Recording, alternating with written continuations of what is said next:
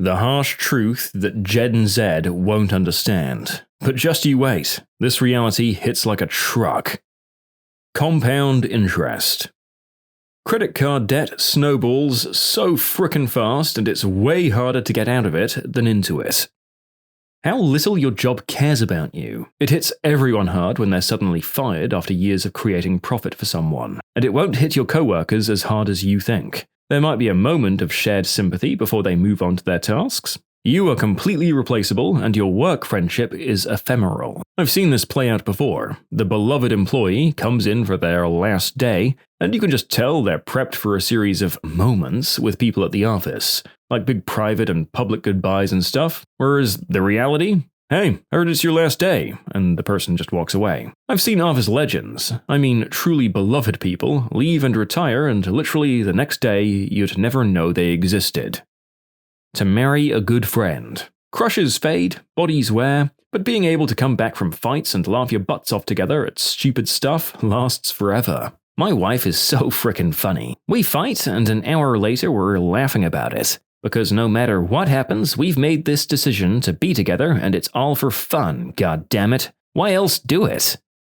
Take care of yourself. The older you get, the more habits from young adulthood start to impact your health outcomes. Smoking and excessive drinking open the door for wider systemic issues. It's harder to lose weight. Also, get a checkup just to make sure things are fine. It's easier to change your lifestyle when you're younger than taking pills the rest of your life for something later. And my other piece of advice would be to live in the moment. In my 20s, just out of grad school with no money, it didn't feel like I was in the good old days. But now at 40, those days seem like they were so carefree and fun. I'm not sure if it's just a brain trick, but I'm sure I'll be 60 and thinking about 40 in the same light. So I try to enjoy the present. You'll only be this age once. Yeah, same story with me in my 20s. I felt like I was just broke and unable to have fun. But my god, there were some great parties and even more opportunities I should have just shot my shot with. Oh well, enjoying my 30s now. Does that mean that I'll have the opposite experience and look back on it as a curse? We'll see. You will remember everything like it was today, but with people who aren't around.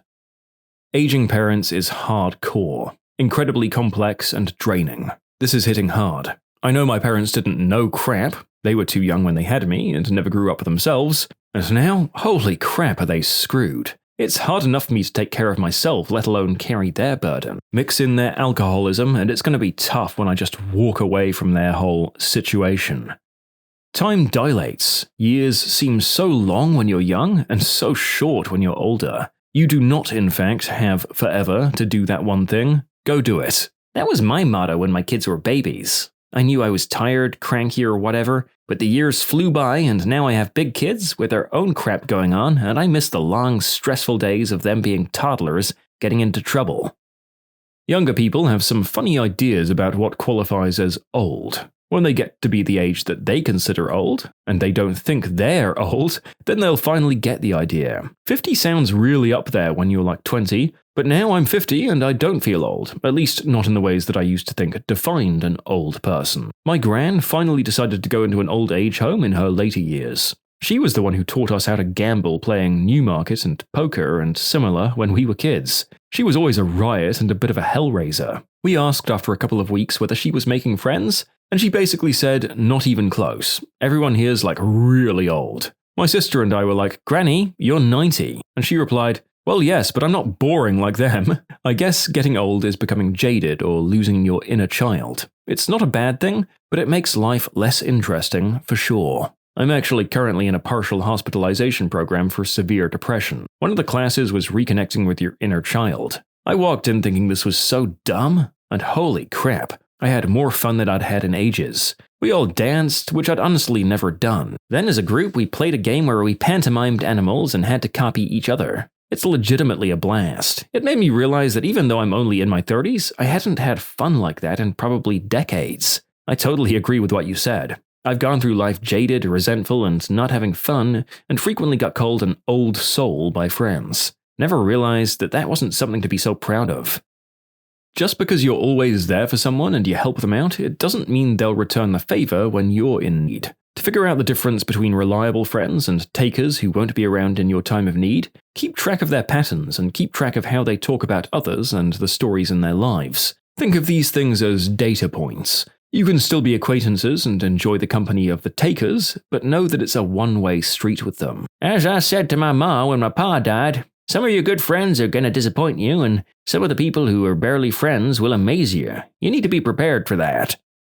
There were a number of things for me. One day you'll wake up and realize everyone's younger than you. Time moves faster the older you get. The older you get, more people close to you will die more often. You spend your youth wanting to be older, then you get older wishing you were younger. You missed out on a lot of cool stuff because your priorities were misplaced. It's okay to set boundaries, you aren't invincible, some people don't like you and you shouldn't care. It isn't always about you.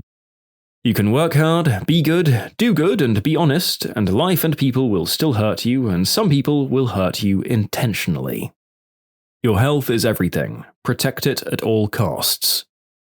Take care of your feet, your teeth, your knees, and your ears. I'm gonna throw in your back for consideration. Herniated disc in my back, and I went from martial artist to constantly in pain, hobbling around with walking supports for a year and a half. I got better afterwards, but damn, that changed my perspective.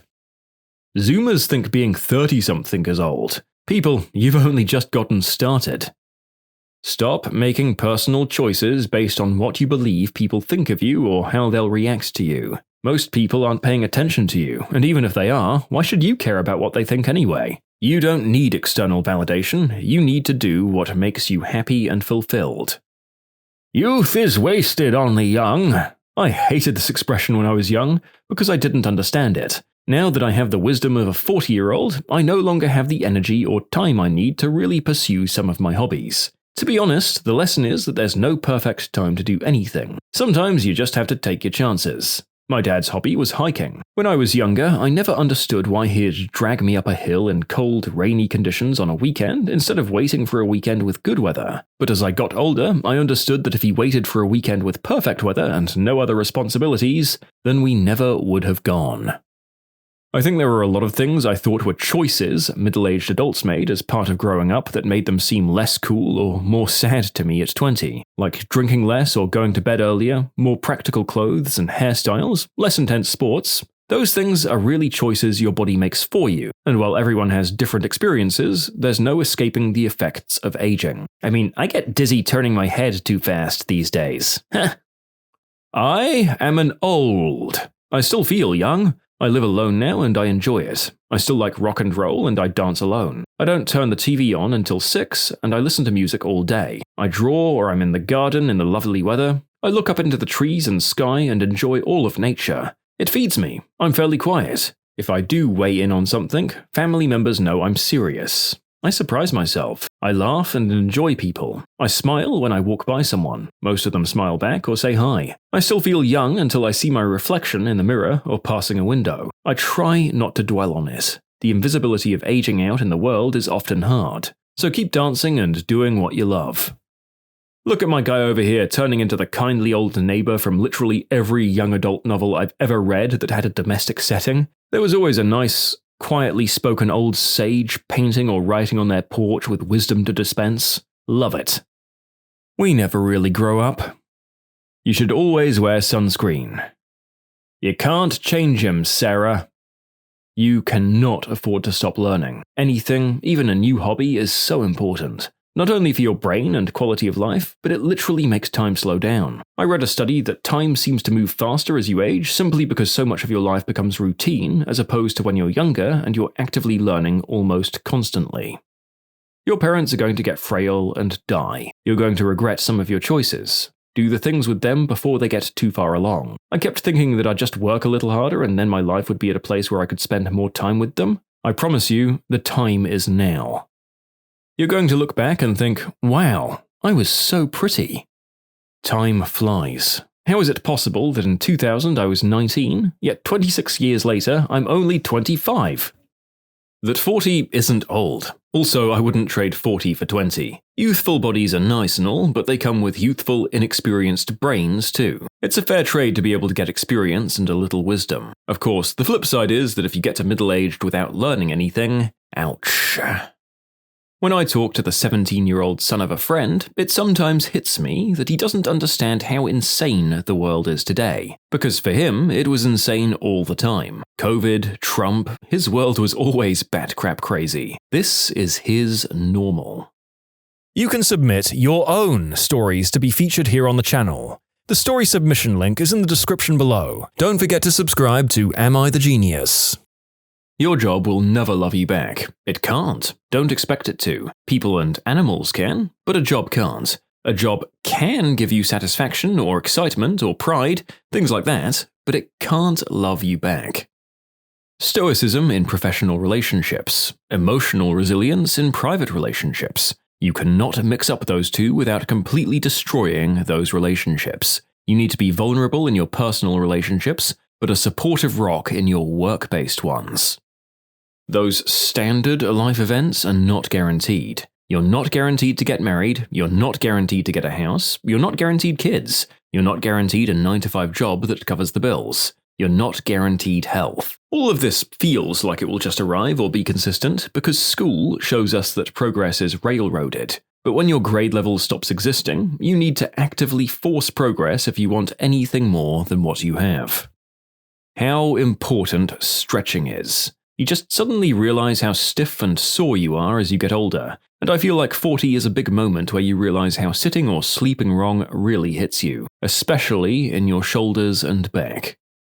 When you're young, you rush to grow up. You can't wait to be independent, to make money, to build something, to start your real life. Then one day you wake up and realize this was it. The real life was happening while you were busy planning the next phase. Nobody really warns you that the middle part flies. You think you have time. Time to travel, time to call, time to fix that relationship, time to say yes to something scary. You tell yourself, next year. That next year becomes 5. You work, you grind, you postpone joy like it's a reward you haven't earned yet, and then your kids aren't little anymore. Your parents move slower, your own body reminds you you're not 25. Days feel long when you're young. Years feel short when you're older. If I could tell younger people one thing, it would be don't wait for the perfect moment to live. It doesn't arrive with fireworks. It slips by quietly while you're distracted. Call the person, take the trip, do the thing. Be present for the ordinary moments, because those are the ones you'll miss the most. Perimenopause is brutal and can hit you in your 30s, but mostly in your 40s. Because no one really talks about this due to the odd stigmas around women's bodies and functions, it'll hit without warning or much guidance. It can cause multiple issues at once or cycle through various physical and mental landmines in unpredictable ways, so it's difficult to maneuver and treat. And then when you find out how little medical advancements and research have been done on any of this, that's when you realize how far we haven't come in women's health.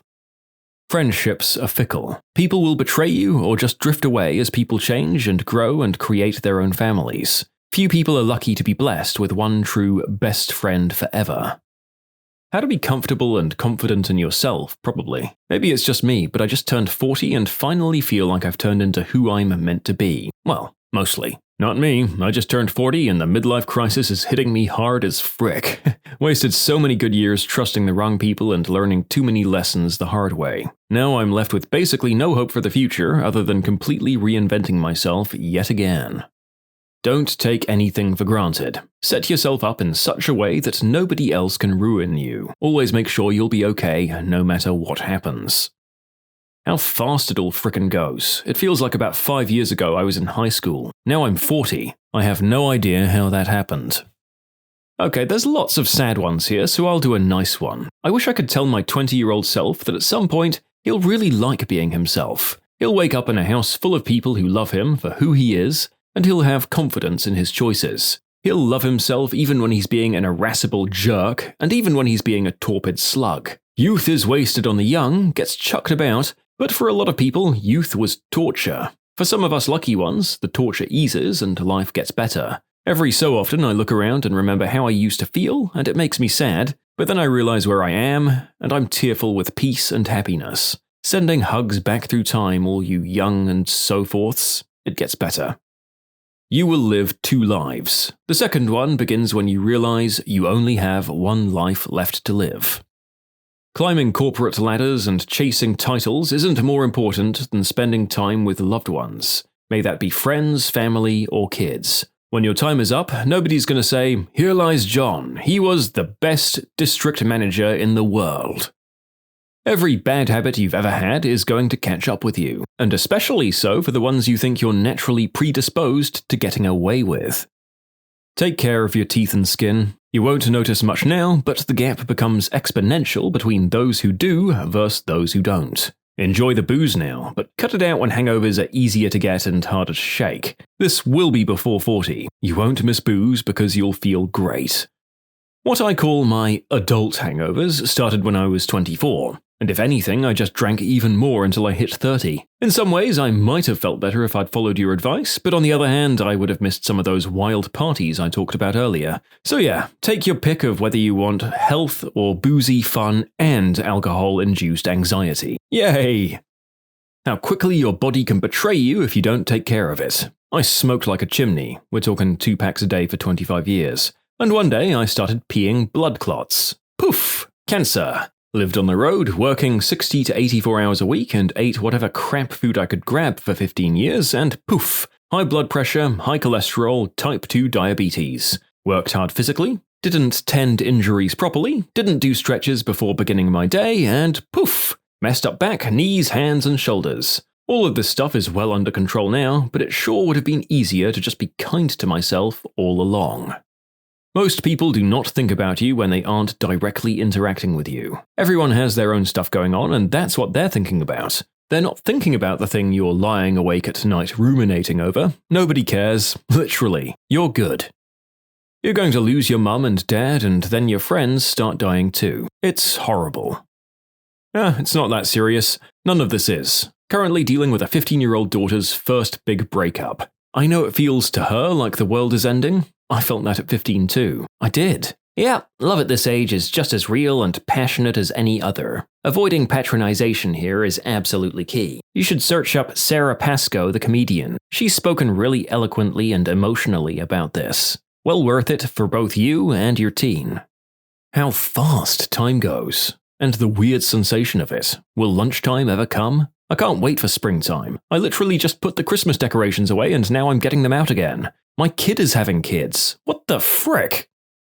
Well guys, in case you haven't heard it, life isn't fair. For all the ladies in the room, love your body now, no matter the size or shape. I remember picking myself apart when I was in my teens and 20s. You'll look back at pictures and wish you'd appreciated yourself more. If I had the confidence then that I do now, I don't know if the world could have handled me. Everyone says marriage is hard. No, it doesn't have to be. If you're married to the right person, it's easy. You'll go through hard times, but the being together part should be easy. Also, pick a partner that makes you his mission in life. If you do that, everything will fall into place. I married my high school sweetheart and we're still crazy about each other. 20 years of marriage, 28 years of being together. We're so lucky. Neither of us had great role models from our parents as far as marriage was concerned. It hasn't mattered one bit. We have awesome kids. I hope they get to experience this kind of love someday. Graphics don't make games good. And don't be so loyal to a console. Said this for years. Some of my favorite games are low-poly horror shows compared to slick cutting-edge graphics. They always seem to be a flash-in-the-pan title. It literally only gains popularity due to looking so sick, only for you to discover they spent way more time making the world look amazing than spending on a decent or even engaging storyline. It literally doesn't matter. What, you ask? Everything. It's fine. Just do. You should have worn earplugs at those shows. We all like to point and laugh at that middle-aged Karen in the store who's freaking out over something petty and insignificant. What a crazy control freak, we say as she rages. But here's the thing. Lots of really unpleasant crap starts hitting you during the Karen years. Your parents get old and infirm or start to die. You're faced with some real health challenges, perhaps for the first time. Many of the choices you had before you have either passed you by or closed their doors to you. The level of maintenance your life demands is huge, just as your energy levels decline. Time moves very rapidly and the world starts to pass you by. You're not young and cool anymore. The technology wave becomes harder to keep up with. It's a lot of stress. It's a lot of pressure. And then something seemingly insignificant happens, and it's the straw that breaks the camel or Karen's back, and you have a nice public freakout. My point is that you can never really know what someone's going through. Sometimes people react to the cumulative situation and not to the individual situation. Once you get a job, start saving for your retirement. By contributing a small amount consistently, compound interest is in your favor. By the time you retire, this little amount will snowball to a very large balance. If you start later, even just 1 decade later, the balance is much lower at retirement time. Even if you increase your contributions, you won't catch up without sacrificing your cash flow from your paychecks. Not knowing what's in fashion. The Grandpa Simpson meme hits harder as the years go by. What's the weirdest thing that you've seen at someone's house that they thought was completely normal? Their mother cooked 5 different dinners from scratch every day. They each decided what they wanted, and she just cooked it for them, all 3 children, husband, and herself. When I went round the first time, she seemed insulted that I didn't want anything special and just had what my friend was having. It must have taken her hours, as they all chose to eat at different times as well. Not the weirdest, but I always ate one meal with my whole family. 12-year-old me was out of his comfort zone. I mean, I don't blame you, but you know what? 30-year-old me is going to just go right on in and order. Oh, shucks. Order me up a side of ravioli and flapjacks. Oh, yuck. Rather than a garbage can, my friend's family had a room to throw away their garbage. A room that served no other purpose than a garbage can. I asked him what they were going to do when it was full, and he just said it wasn't their problem because they were moving in a few months. Even if you're moving, wouldn't you rather not have rotting piles of garbage in your house? Response: worked demolition on a house that was used in the same manner, required jumpsuits and masks for the biohazard that was once a sunroom. Well, I guess you can say that is a place that the sun no longer shines, and it probably smells like one. Yep. I went to someone's house where, no joke, they wouldn't flush the toilets until they were at full capacity. The entire top floor just reeked of waste. It was disgusting. Edit, follow-up. One time, I saw them scooping the waste into a bucket and throwing it in the backyard. I wish I was joking. When playing on a console in the lounge, when there was a scream, and his little brother ran past, 12-ish, followed by his birthday suit little sister, 14-ish, screaming at him. Apparently he keeps creeping into the bathroom to watch her shower. My friend and his parents thought it was hilarious. None of them seemed to find it weird. And no, there was no lock on the bathroom door. Not sure why. I had a best friend all through elementary and middle school. I was over his house practically every day. One day, his mom gave him a meal of cooked spaghetti noodles in a bowl of milk, and gave me one as well. It was the strangest meal I've ever seen. He loved it. I did not. Hung out many times after that, and never once saw him eat a bowl of milk spaghetti. Messed up. Response: macaroni, milk, salt, and butter. It was an ordinary dish in my area in Finland at the war times. When proper ingredients were rare, my grandma made it for my mother, and my mother made it for me, and I still love it. My friends think it's weird. It's so easy and fast to make. I always make it when I want something warm, fast. It's called macaroni, macaroni soup. My childhood friend invited me over after not hanging out for a few years. We were both teenagers. We got on the subject of sealing the deal, and she pulled out a little shoebox from under her bed. She had saved every spunk-filled naughty balloon from her and her boyfriend, tied in a knot and in a pile of about 50. I didn't know what else to say, so I was like, cool. Went home shortly thereafter and didn't speak to her again. Maybe I was too harsh? Maybe not. I have to admit, with all the comments following this story in particular, for some reason, everyone jumped on the idea of pirates, as if the shoebox was a treasure trove, like if they were looking for this. Yarg! We be pirates of the vast seas to find all the treasure we could know. Oh, no. Me hearties, turn around. These be cursed waters within this bedroom. Run, boys! Ha ha ha ha! I stay at my best friend's house a lot because she still lives with her family, and it's kind of nice being around them.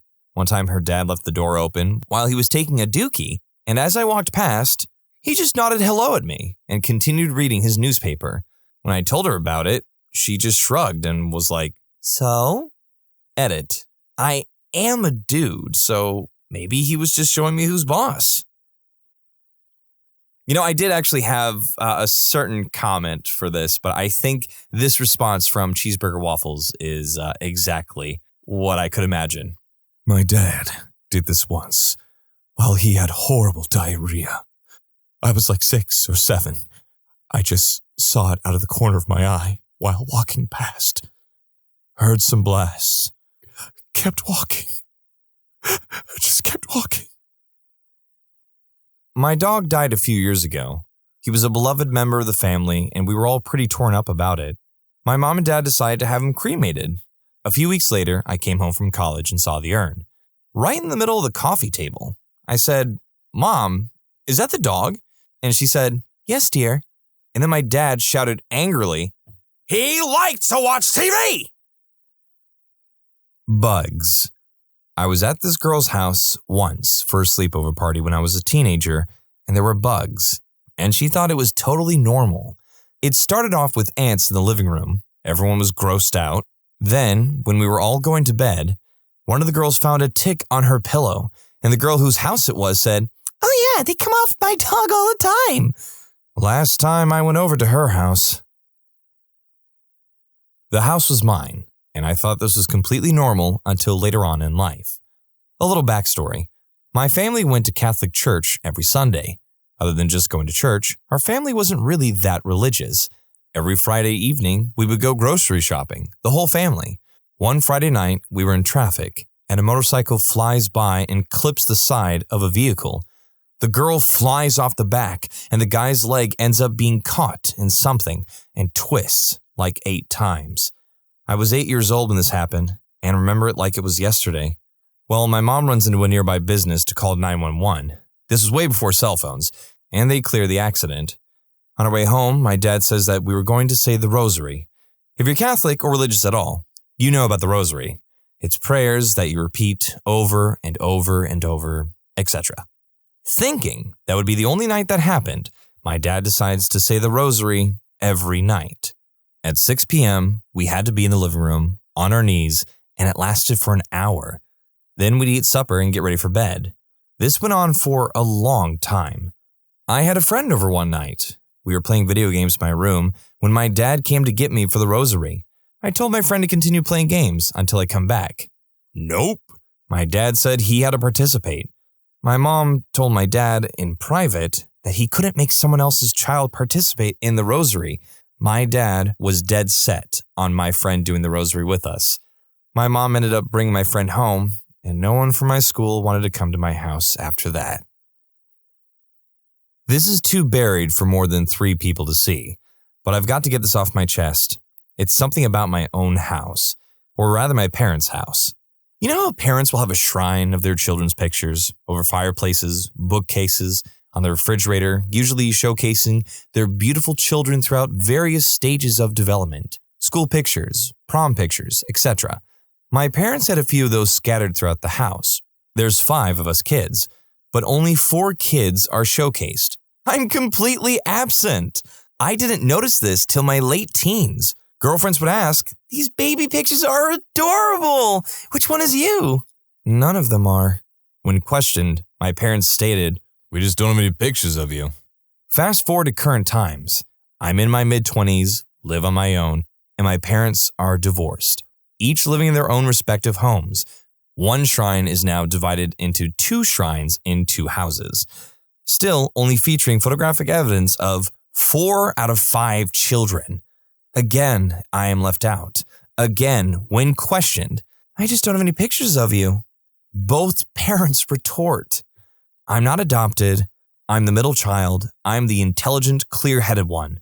My role in the family was the mediator, the communicator, the problem solver, the teacher. I'm also the only child that did not rebel against his parents' authority. I'm not going to say my parents don't love me, but I can say that they didn't bother keeping any picture of me." Had, keyword had, an overbearing friend who constantly needed attention. Finally go to her house for the first time and find out she lets her ferrets run around their single wide and crap everywhere. There were also dirty clothes piled in every room. "Oh, the ferrets like to hide in it." I like animals, and I had never really petted a ferret. So I reached down, and the thing is crawling with fleas. Literally, there was almost no patch of fur that didn't look like it was moving from all the fleas. She noticed me cringe and said, "Oh, don't worry. I think he thinks they are snacks. He's always trying to get them with his mouth." No, B, your ferret is probably getting bitten left and right and itching like crazy. Little ain't the game, but why not? I was about 9, and my family went on a trip with one of my friends from school and his family. They're nice enough people, but had weird mannerisms and were strangely formal. Anyway, the one weird thing I noticed was that every now and then they'd each go out of the room for a moment and come back in. Thought nothing of it after a while and kind of forgot about it. One night the kids were chilling in the bedroom while the adults were in the lounge. A few cold ones were had and they got a little merry, and allegedly, by mistake, my dad rips a huge fart. The scream that came from my friend's mom was blood-curdling, and everyone kind of rushed in to see what had happened. She got really embarrassed and explained that they never passed gas in front of each other. It was a little awkward after that, but pretty funny. Well, I mean, yeah, wow. They're just like chilling on the couch. Oh boy, I can't believe it. You, me, and the kids, and we're just having a great... Oh my God! I'm sorry, just can't help it. Just went a little toot-toot, and there it is. Boom, there it is. Hey, Peter. My grandma's neighbor had a daughter who was my best friend for a few years growing up. They had a nice house with nice bedrooms, clean, always made beds, because they all slept downstairs in the living room. The dad on the couch, mom on the love seat, and the kids on the floor. All we did was play in her room, but if I spent the night, on the floor I went. What is this, Oliver Twist? Please, sir, may I sleep on the bed just once? No, now dance for me. I went and stayed for dinner at a friend's house during high school one night. Getting ready to eat were friend's dad, friend's mom, friend's older brother, friend, me. Count 'em, 5 people. Friend's mom walks out with dinner. It's like a big bowl of steamed veggies, which looked fine, and a plate with a piece of steak and like 2 pieces of grilled chicken. The plate hit the table, and everyone but me lunged for the meat. It was freaking survival of the fastest. It was like when a pack of dogs get a deer. 5 of us at the table, 3 pieces of meat. At my house, Mom served dinner all portioned up in portions proportionally to how much each of us eat, which I guess might seem weird to how they ate, but it was the weirdest thing I ever saw at someone's house that they thought was completely normal. My friend told me that when her and her brother would find turtles, her dad would drill holes in their shells. This is painless for them, she said, and tie a string to their shell and the other end of the string to the fence so that the turtles would be their pets until they chewed through the string. This was totally normal for her. Edit, I have done some internet research, and the results as to whether a turtle can feel through its shell are inconclusive. I did read that touching a turtle is like how it feels for us when someone touches our fingernail. However, if I cut my fingernail, I do not feel pain. In my personal opinion, I would say no. The turtle did not feel the crazy man drilling through its shell. So within 2 minutes of Googling that question, yes, tortoises and turtles can very much feel pain through their shell because there are nerves that lead to the back of their nervous system. Please do not go out there and be curious about drilling holes into a bunch of turtle shells. That is entirely too cruel. I'm pretty open-minded, can't answer directly, but man, one time I was minding my own business, eating some peas, and a visitor to our house started cracking up as if eating peas was some foreign concept. Yeah, she was pretty big. Response. Apologies for the long rant here, but oh man, you just brought up an angry memory for me. We have a couple of sheltered friends. Well, acquaintances is more accurate. Anyway, for a season finale of Game of Thrones, I busted my butt making a huge themed feast for all our friends. Roasted a duck, had all kinds of delicious veggies, homemade bread, tarts, and pies. It was bigger than any Thanksgiving dinner I'd ever made. So this couple reluctantly sat down at the table, nervously side-eyeing the food. I started to get worried as they were passing up dishes, thinking maybe I'd forgotten some severe food allergy and hadn't made things they could eat. Finally, the husband put a sliver of duck and some roasted turnips in butter on his plate and poured a glass of honey mead. Every bite or sip he took and offered to his wife was followed by a melodramatic and over-the-top grimacing from both of them.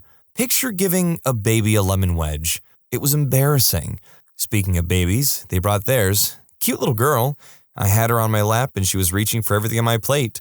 Gobbled up some duck, blueberries and cream, homemade bread, etc. with absolute delight. The mom kept exclaiming how weird it was because the kid doesn't like anything homemade. She eventually retreated to another room, where I found her stuffing candy bars into her mouth and giving her kid cookies. I was so sad. Went on a date with a girl. Things went well, and she invited me to her place for a drink. I didn't think they were going well enough for anything other than a drink to happen, so I accepted and headed over. Got my drink, and she excused herself to grab a quick shower. Well, maybe things were going well enough for more than just a drink.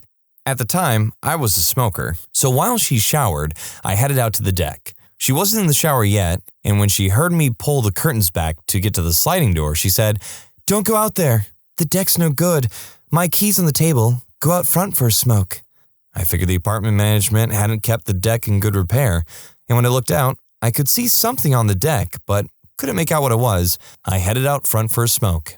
When I was done, I let myself back in. The water shut off by the time I made it to the living room, and she said she'd be right out. I decided to look at the deck again. Curiosity and all, I flipped a light on and cupped my hands in the glass to block out the glare. Cat crap. The whole deck was literally covered in cat crap. There was fresh crap piled on old crap, and not a speck of deck to be seen. She came out wearing loose sweats and a little tank top, looking darn good, but I excused myself with some stupid reason or another and noped the heck out. TLDR, was an extra on the new show, Cat Crap Hoarders of Vancouver. A former coworker who invited me to hang out one day. You know the bulk packages of food that you see at Sam's Club and similar stores? Well, the living room kitchen area of this girl's apartment was covered in bulk packs of various foods. Noodles, sauces, taco shells, boxed macaroni, etc. They were stacked up on all the counters, stacked up against walls, stacked up in every corner, stacked up on top of a table and the fridge, all for her and her boyfriend. Enough food to last 2 people at least 6 months. There were also stacks of products in the bathroom. The cat's litter box was in the tub, and there was cat litter all over the bathroom floor.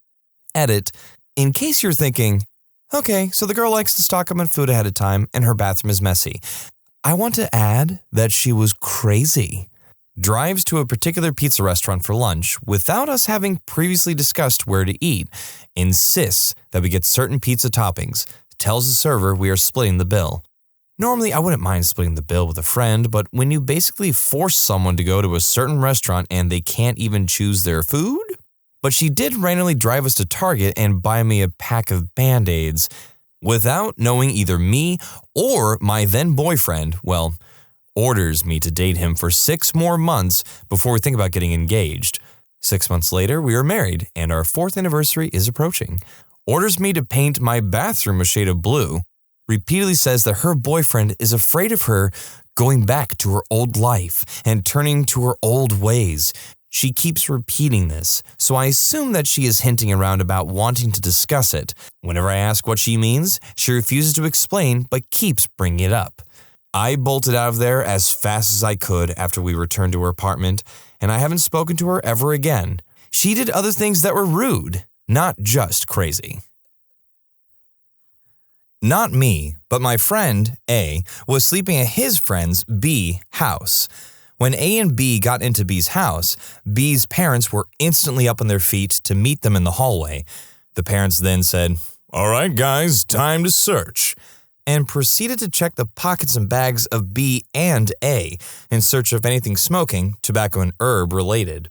They acted like it was no big deal, but my friend A was really kind of shocked and felt uncomfortable having to let B's parents search all of his belongings. And apparently it was a good 5-minute search, thoroughly making sure nothing was wrapped up in socks or in the hoods of their jackets, etc. Really weird stuff. It was the early 90s in Scotland, at my friend's house, and his mother called us downstairs to eat. Dining table was prepared, and she told us to sit down and went into the kitchen. In there, she called out, "Jim, your dinner is ready." Jim, being my friend's father, who was sat in the lounge watching TV. Jim shouted back, "I'll eat my freaking dinner in here like I always do." His mother came in and laid our plates down on the table. It was lasagna. I liked lasagna and got down to eating. She then went into the lounge with another plate. Next thing I heard Jim shouting, "What the freak is that? For freak's sake!" And the plate is smashed off the wall. "I don't freaking eat rabbit food." Jim stormed out of the house and drove off, and Mother retreated to the kitchen. My friend didn't blink and continued eating.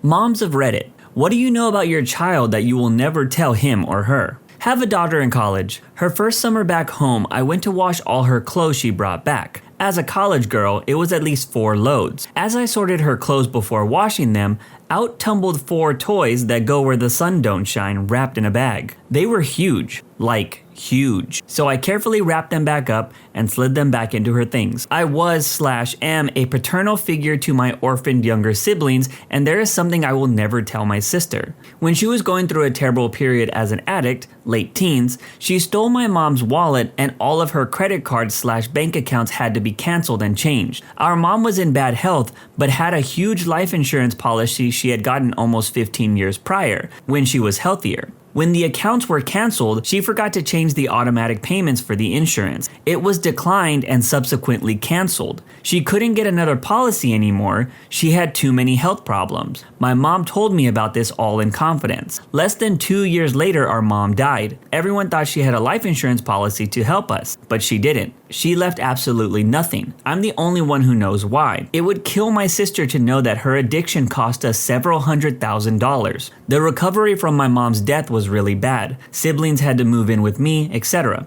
And the insurance money could have saved us a long period of financial and emotional struggle. My sister is an incredibly kind, loving, and loyal person. She was a teenager at the time and going through a horrible period in her life regarding untreated mental illness. She came out of it and is one of my favorite people in the world. This incident is the only thing she's done to hurt/screw anyone over. She was just young and hurting and naive. It'll never be worth telling her. She's been through enough. We all have. I will never have more resentment than love for my little sis. Knowing something like that could push your sister back into a bad place, but it couldn't have been easy to keep that a secret. Your mother would be proud of you. Thanks. My mom never told her when it happened because she didn't want to make her carry that guilt. My mom knew she wasn't going to be alive more than a few more years and that she wouldn't be able to get insurance again. She chose not to tell my sister. I followed her example. Bro, if I was in this situation, I don't think I would want to tell or be told. It just sounds devastating. When my kid was 3, he created a full suit of body armor out of maxi pads, and I have photographic evidence. I've answered this before,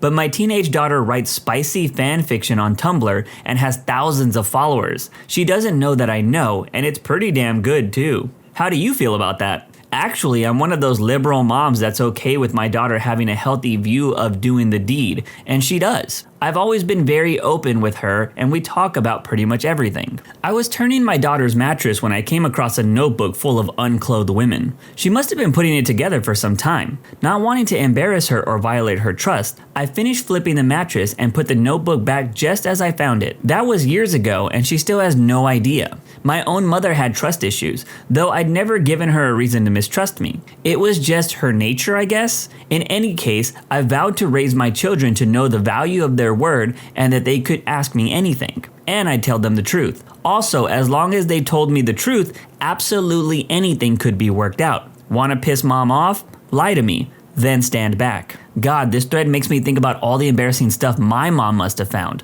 All these years, those pictures I had below my mattress and below my books on my bookshelf, I never thought about what would happen once I left home. When I was in high school, my mom got Victoria's Secret catalogs, and I used to sneak them and keep them for, viewing pleasure. One time I got home from school or whatever, and she had cleaned my room, which I had always hated, and they were all neatly stacked in the closet. That was embarrassing. That's nothing. I was still living at home about 2 years past fashionable and had a pocket pea in my room. I left it under the bed one night after I used it as intended, and I forgot about it. My mom is a busybody clean freak and decided to clean my room. I got home that day and she informed me that my phone is back in its box in the closet and had been cleaned. I wanted to die. Ouch. My mom has some pretty embarrassing photos of me as a child, so I don't know if her finding anything weird in my room would be worse than those photos. My kid ate cat poop. We had a very long-haired cat at the time. Rest in peace, little buddy. Apparently some poop got stuck in his fur, only to fall out upstairs where the baby was crawling around and found it. 5 years later and she's still a normal, happy, healthy child. Sorry, sweetheart. I saw my flip cam was missing from the table I put it on, and I went to look for it in my 11-year-old son's room. I checked to see if there was anything recorded, and there was. He was spanking the monkey to a magazine of mine advertising women's clothing and underwear. He was commenting about which girl he would like to put his member in. I put the camera back, and when he came home, I asked him to bring it downstairs if he had it. That gave him time to delete the videos. He has no idea I was now hiding my flip cam and ladies' clothing magazines. He will never know that I saw his tiny member being manipulated to images of plus-size women. The only reason I taught my kids how to play poker was so that I could learn their tells when they were lying to me. It started out with them making stupid lies and expecting me to believe them. Yes, Mom, I brushed my teeth. Even though there's clearly still bits of food in between their braces and their toothbrush was bone dry. I figured that teaching them how to play poker would help them learn how to lie better, with the added benefit of learning their mannerisms when they lied in the first place. When my daughter was 3, she bonked my mom in the head with a toy, as 3-year-olds are prone to do. My mom had a blood clotting disease and got a blood clot in her head about a week later and eventually died from it. I'm not sure anyone but me has put 2 and 2 together, and I aim to keep it that way. My daughter had no idea what she was doing because she was 3. She would probably literally end herself if she found out about this, since she is a hair bipolar and gets to really dark places with too much bad news. My mom never seemed to put 2 and 2 together. She had the disease for 13 years and most people only live 6, so she felt very blessed. My wife would be devastated to know this, even though she knows. I don't think she connected both things. She probably doesn't remember my daughter bonking my mom on the head anymore. So I'll never tell them, and that's okay. I agree with the OP here. I would take that secret to the grave. Unless this child grows up to be a giant piece of doo-doo, then I might use the nuclear option. But even then, I might still hesitate. Probably not the answer you're looking for. My son is 4 and he doesn't think I know about the vegetables he puts in his pockets when I'm not looking. Oh, I know alright, cause laundry is fun. My friend's mom used to just puree all his vegetables into familiar sauces like spaghetti and fold us for years. One of my classmates found out a few years ago that his mom's famous brownies had always had pureed broccoli in them. She was pretty horrified, but it was kind of hilarious. My 3-year-old is a very affectionate little guy, and he's very embarrassed about being affectionate. He thinks I don't know that he comes into my room every morning for snuggles and then sneaks out when I wake up. He's just all around a little shy guy. I just think it's a phase, and he's actually been a lot better lately. I caught my son once pretending to milk himself into a bucket while taking a bath. He was only around 4 years old, so I don't think he remembers, but he was hovering over a bucket and squeezing his member. I asked him what he was doing, and he told me he was pretending it was an udder and he was trying to milk it. I said, "Okay, honey," and slowly closed the door. The end. I went for a walk once with my daughter when she was about a year old. It was a long paved cement path and it went through a little scenic park area. Lots of suburban nature and stuff. I had brought the stroller along, but she was getting a bit antsy, so I took her out and sat her on the handles, facing me, and I held onto her waist and basically used her butt and forearms to push the stroller.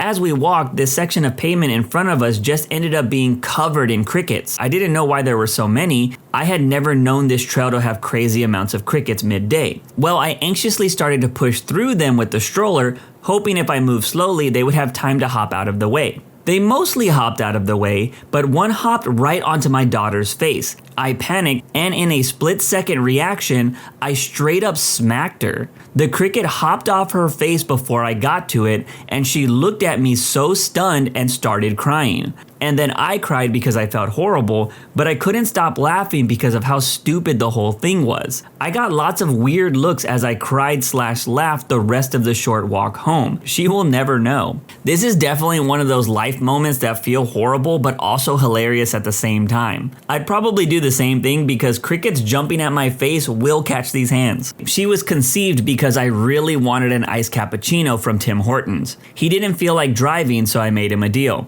It actually ended up being pretty nice in a field under a clear night sky with many stars out. Stay-at-home dad here. I was hoping that I would never need to tell my kids that 2 out of 3 of them served jail time in utero. That kid is probably like, "Dad, I've been meaning to ask, why do I have this teardrop tattoo under my eye for as long as I can remember?" I'll never tell my son that I follow every freaking single comment he makes on Reddit and that I'm the one that gives him the golds. Poor kid will always think that he's such a funny person. Not my kid, but at a family party, my cousin who was about 3 or 4 at the time needed a piss. The party was a buffet, and when his dad took him to the toilet, he discovered that the kid had been secretly threading hula hoop crisps onto his pee-pee.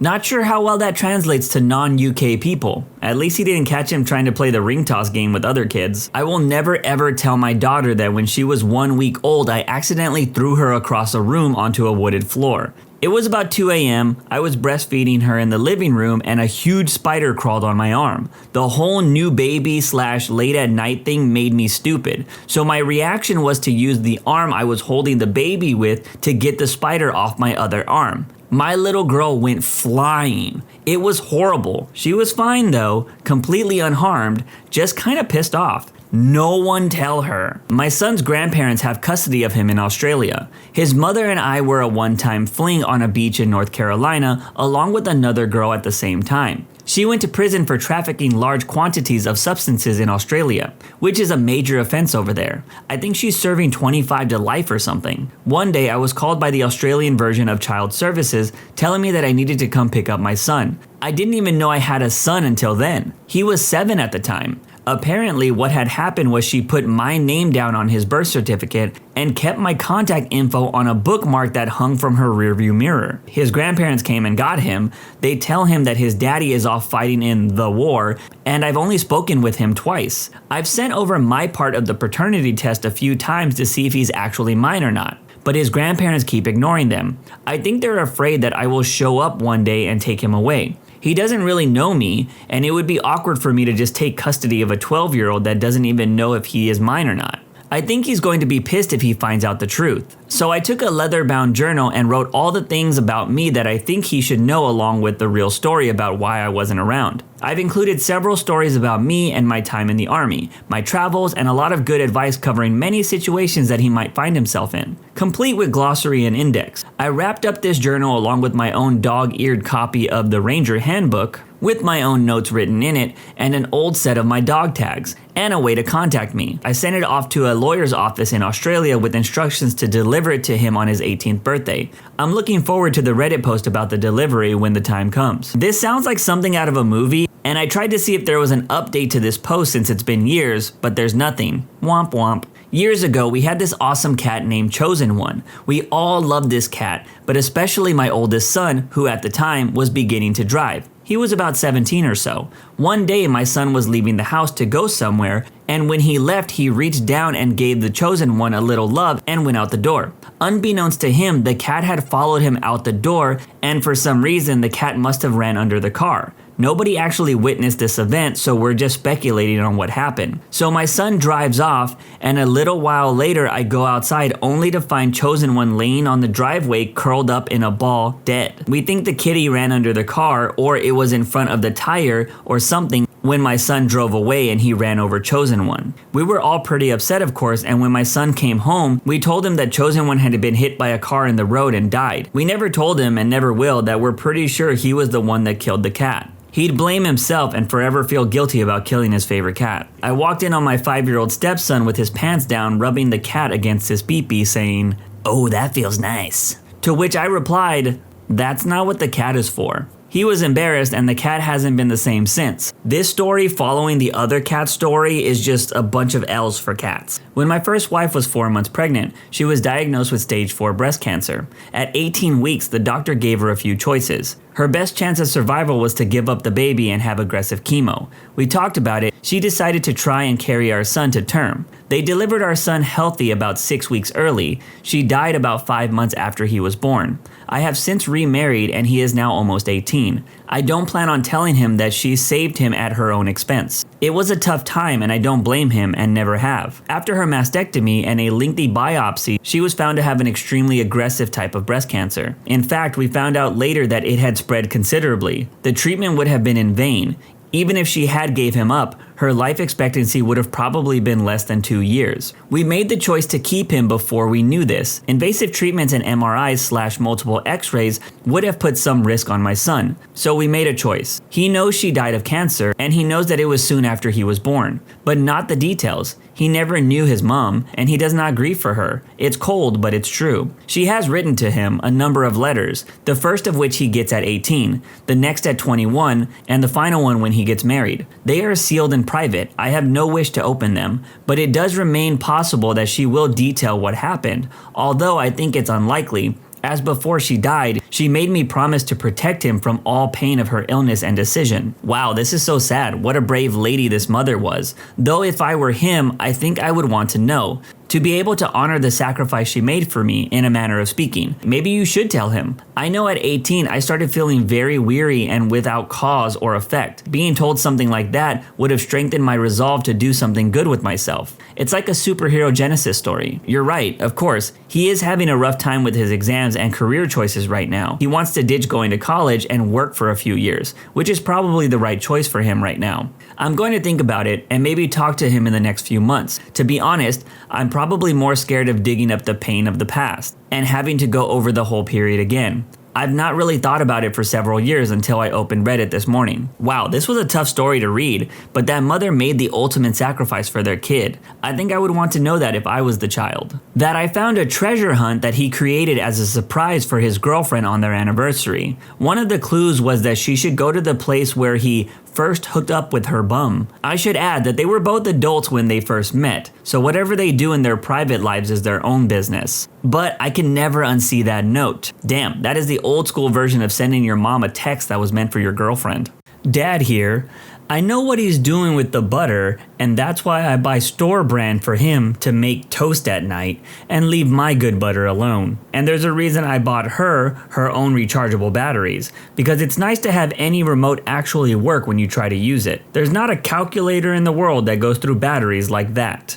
Is it really more likely that he uses butter for pleasure? Because nighttime toast is awesome. I do wonder if parents read into things sometimes. I remember my mom and my two aunts talking about kids when I was about 10, and my mom mentioned something about long showers that I used to take. They all kind of laughed, and one of my aunts told me that it was natural. I just remember being uncomfortably in the spotlight for reasons I didn't understand. I was about 20 when I recalled that and realized what the hell they were talking about. I had no clue when I was 10 and honestly just loved being in the shower. Dude, same. My parents were careful not to really mention it. I love taking long hot showers and just standing there getting lost in my own thoughts. But the whole time I knew they thought I was spanking the monkey. I maybe did that once in the shower. It was weird. I just didn't get the appeal. I'm 25 now. Should I call them? I also realized this activity was my first foray into sensory deprivation and meditation. Dude, this is funny because I also like to take long showers and just get lost in thought. So now I'm curious if anyone thought that about me. Not a mom here. When I was 5, my aunt walked into the room while I had a nozzle of a bicycle pump on the tip of my pee-pee. I was trying to pump air inside me to see if I would swell up like a balloon. I didn't know this until my mom told me about it a few years ago when we were having a chat about funny things that happened in the past. Luckily, we don't live close to a bridge because I seriously thought about jumping. How could she think that that would be funny to me? I was mortified. Hey, anything to make it look bigger, am I right? that I wanted to give him to a fire station for a couple of weeks. I didn't tell anyone until he was 2 weeks old because I thought it was something wrong with him and me. I didn't think I loved him and I was so ashamed. I ended up telling my husband in desperation one night and he snatched my son away, telling me that he would find a mommy who actually loved him. Neither of us knew it was severe postpartum depression. I thought I was incapable of that love and my husband thought I was a monster. I'm still battling the postpartum depression and anxiety a year later, but even now I can't believe how much I love him. I love him so much it hurts. I'll never tell my son about that horrible night, but I will tell him that depression and anxiety are never ever shameful. I think this is a smart message to tell children because depression and anxiety are serious things, but man, I question the husband here who didn't seem to try and help his wife. He just called her a monster. It's about my sister, but when she was a baby, my mom tried to give her away because she didn't want her. My dad found out and got her back from the woman. She is 21 and still doesn't know. My mom was suffering from postpartum depression, as told by the Redditors, and now she is good and she loves her more than anything. And we three have decided to keep it as a secret from her until we die. I find it crazy that you can just give a person away and that there are people out there that are willing to take a person that is being given away. Like, at least do it legally. He was conceived after we got lost trying to find a Halloween party at a friend's new place. We ended up going home, but as I was already in a French maid costume, it made perfect sense to get sloshed and forget the birth control. I don't imagine we will tell him that he was conceived in a French maid costume. Actually, who am I kidding? We will totally bust this story out for the future spouse. Went to use the bathroom and I left my 8-month-old on the rug. I found her in the walk-in closet gnawing on my fun stick. Did I learn my lesson? Nope. 4 years later, last week, she found it in my underwear drawer and promptly asked me why I have a dog bone. I've since said thrown fun stick in the trash. What's a harsh reality that everybody needs to hear? You can become disabled unexpectedly at any point in your life. Make sure you're taking advantage of the abilities you have while you have them. Seriously, the human body is amazing, resilient, and beautifully intricate. It is also fragile, complicated, and fallible. Never, ever ride in a car with your feet on the dash. Don't light those M80s in your hand. Don't dive headfirst into unfamiliar waters. Life is already trying to kill or maim you. Don't give it any help. There's something that traumatized me as a kid when we were learning about Ray Charles's life in music class. The man is famous for being a blind musician, but what I never knew until that day was the fact that he was neither born blind, nor did he get into a freak accident or something. He was literally just existing one day and suddenly his eyes stopped working. Literally lost all ability to see anything permanently out of nowhere with absolutely nothing he could have done to stop it or prepare for it. It gave me a deep phobia of suddenly becoming blind that took me a while to get over. Sometimes people will hurt you and they won't care how you feel about it. Yeah, I learned this through an excruciating experience with my now ex-husband. Even now, years later, I still can't wrap my head around how he went from love to literally not caring if I live or die. Waking up every day during that period, I'd be okay for a split second, and then the reality of what was happening would hit me. I guess I was naive, but I couldn't accept that he literally didn't care. Not everyone likes you. Some people won't like you for very arbitrary reasons, or for no reason at all. It takes way too much of your energy trying to make people like you. Use that energy on yourself and your loved ones. It's a life lesson I learned much later than I could have. It's a Star Trek reference, but a very realistic one. It is possible to make no mistake and still lose. That is not a weakness, that is life. Sometimes you need to accept you did everything within your power right, and it still went bad. And remember that this isn't something to beat yourself up over. These things happen. I also like the reverse of that. It's also possible to royally mess things up and still win. This one is both harsh and comforting. People don't think about you as much as you think they do. That means that your feelings might be ignored or not considered. People will forget things about you and might not remember things you've done together that were very memorable for you. And that can be hard to realize. On the other hand, they probably don't remember that embarrassing thing you did in high school, or they don't care about it. They notice patterns of behavior more than the occasional bad days that you have. So those times you feel bad about being off with someone, they probably don't think about them, unless they become frequent. Personally, I find that comforting.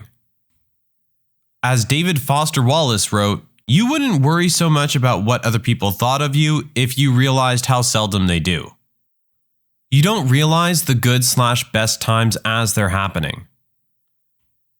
I'm trying to be more present as of recently. Since the pandemic, I've made some of the best friends I've ever had and try to keep in mind that one day I'll look back at this time period as some of my golden years. Pro tip, take pictures. Be the person you needed while you were growing up. This is the biggest lesson I've learned in my life. The only person you can really rely on is yourself. Just because you go out of your way for people, it doesn't mean they'll do the same for you. I've just recently learned this lesson. Having a bit of a cancer scare and told 2 friends last week, which both completely ignored it and continued to talk about themselves. I've seen them through breakups and family issues, and I couldn't even get a "damn, that sucks." It really messed with me. Life is not automatically easier just because you're a good person. I find the inverse is usually true. Having a moral compass and being a good person usually means you have a line in the sand somewhere, and there will always be someone who is willing to go further than you, undercut you, or outcompete you. You gotta walk your dogs. I heard someone put it this way, which really hit home. To you, it may feel like a chore, but to your dog, it's probably their favorite part of the day. Your trauma is not your fault, but it is your responsibility. This is a great one. I see a lot of people with parental issues struggle with this. I went to therapy and was diagnosed with PTSD from the way I was raised. The main thing my therapist told me was that it was 100% not my fault, but I am the one responsible for dealing with the fallout. It isn't fair, but it's the reality. I thought I'd be happy when I graduated college, or when I got my first apartment, or when I bought my first home. Don't expect happiness to be at the finish line. Happiness comes from yourself, in the now. Enjoy the process. Your first relationship most likely won't be your last. When I hear young girls say their first boyfriend is the love of their life, I just smile. That was me, madly in love at 15 and thought we'd be together forever. It makes me laugh. Thankful my first relationship was loving and respectful enough to make me hopeful for the next. I didn't expect mine to be, but 16 years later, here we are. The fact that we've grown and changed tremendously is something of which we've remained very conscious, however. Time and transition are inevitable forces which must be treated with due reverence. We do yearly, or more often as needed, state of the relationship check-ins, and waited to get married until our late 20s/early 30s. I'm far from a relationship expert, but it's worked for us so far. It won't just happen.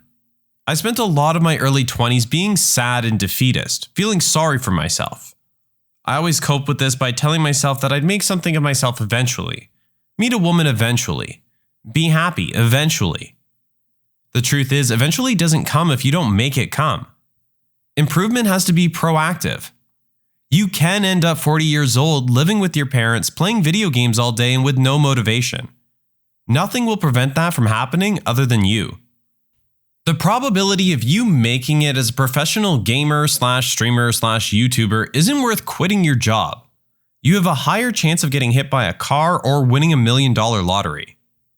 Not saying give up, but be realistic. Keep a job that'll pay the bills while you try. I know a guy who quit a salaried career track job to be a Twitch streamer once. He got up to 8 followers. Eminem is 50 years old. The harshest reality. Hard work won't guarantee a thing, but without it, you don't stand a chance. Life is not fair. Expecting it to be will always disappoint you. People will get special treatment for all kinds of things. It will never change. Not everyone has to run to the bathroom or hunch over in pain after consuming dairy. Those cramps, that gas, it's called lactose intolerance. Get Lactaid or give up the Captain Crunch. Boneless wings are just chicken nuggets. Now that's way too far, buddy. Your life can be changed forever in the blink of an eye. You have to deal with it or die. I'm 62. I went on errands one day with my beautiful wife of 42 years, and I came home 2 hours later a widower. She died of a massive heart attack in the passenger seat. That was 13 months ago. It's been hard, but I'm still here thanks to some wonderful people in my life. You don't have as many friends or family as you think. I have a chronic illness, and the number of people who bailed on me during my hardest times only to pop up surprised I was upset with them once I started healing is truly disgusting. You've got a core few. Nurture those relationships like your life depends on it. Mine does. I remember reading one of those "This Is My Life" articles in a magazine about 20 years ago. It was about a woman who was in a fairly fresh relationship when her boyfriend became paralyzed. Despite not being in love with him, she stayed by his side to take care of him, giving her entire life up to do so, while every one of their mutual friends basically faded into the background. About 2 years later, she realized that she and her boyfriend were basically only still together due to him now being disabled. Despite a ton of guilt, she did the right thing and broke up with him. When she later ran into those same friends of theirs, they were incredibly unfriendly to her, treating her coldly because she had abandoned her boyfriend when he needed her. The world does not owe you understanding. If you have traumas and mental health issues, it's not everyone else's job to tiptoe around you and tolerate bad behavior you refuse to address for yourself. It doesn't owe you that, no. But kindness is free. You can choose to be kind to other people with trauma and mental health issues, and it will probably cost you nothing. So why would you make the choice not to? You can be the best employee in the company, but when illness comes, like cancer, they will change you with fresh meat. P.S. Personal experience. Saw it happen to someone that had even won an award in the company for his work and had a pretty high position. He got lupus and made the mistake of being honest with the company. They fired him. I have a chronic illness that caused my resume to look wild. The longest I've ever been able to work somewhere is 1.5 years because once I get a bad enough flare, I get fired. Doesn't matter how good of a worker I am or how hard I try, once I get too sick, I'm fired. Nobody cares. Just go for it. Everybody's busy with themselves to pay attention to what you're doing. Facts. A teacher in high school taught me that at the end of the day, nobody cares about you. Nobody is going to bed at night thinking of your problems. And it always stuck with me. Brutal honesty without tact is just brutality. You're not being as helpful as you think you are by claiming to offer other people harsh truths. A great phrase I've heard is there's a difference between being honest and weaponizing the truth. People who pride themselves on being brutally honest are more excited about getting to be brutal than they are interested in being honest. On the subject, I really like the quote, "I don't accept tough love from anyone who hasn't shown me gentle love." Youth is wasted on the young. Before you know it, you're 40, 50, wondering where the years went. So stop caring what people think about you. Ask him or her out. Start that business. Tell your family you love them, even if you're in a fight with them. You might be 30 thinking it's too late to do that thing you wanted to do. Do it now. Or else you'll be 40 wishing you had done it when you were 30. 50 wishing you had done it at 40. Just start it now. Working hard doesn't guarantee success. It may not guarantee it, but it sure increases the odds significantly. It also depends on the person's definition of success. For most of us, work is a business transaction. You're trading your time for money. Your employer isn't your friend, father, or mother. They owe you what they promised to give you in exchange for your time. That's it. If your work isn't fulfilling or making you happy, either spend your free time making yourself happy or work somewhere else. The few people who live in the wealthiest countries in the world still struggle to find happiness. Stop wanting what other people have because it looks like it makes them happy. They aren't any happier or better than you because they have things. Finally, while these facts suck for most of us, The sooner you internalize them and shift your values, the better you'll be. Most people should not be on social media of any kind because they cannot handle what it does to them mentally. It's not about socialization. It's about corporations monetizing your life. Many of us were the frog slowly boiled in the monetization of the internet. We started out when it was a place corporate media laughed at, and we had our space and our fun, we were left to ourselves. Slowly, ads and marketing and data collection creeped in, and none of us noticed the internet fundamentally changed. Some of us did, even subconsciously, but we were already engaged, habituated. Now it can seem very hard to pull away and find some meaningful life that isn't connected to everyone else 24/7. Children's first bullies are often their parents. It's very sad but true. A parent is often the first bully in the life of a child. They might not often be their bullies, but they are at most the first ones, and sadly many parents may even be unintentional bullies, causing more harm than good. Nobody wants to hear your music either from your car or from your headphoneless phone. I feel this one. I live near a busy street with a stoplight, and people blast their music so loud it sounds like it's in my house. Loud music is one thing, and I don't love that either, but man, this is a whole other level. You are responsible for your own happiness. But that doesn't mean that you have to make it alone. You make friends, ask for help, lift each other up. There's plenty of opportunities that we can look out for each other.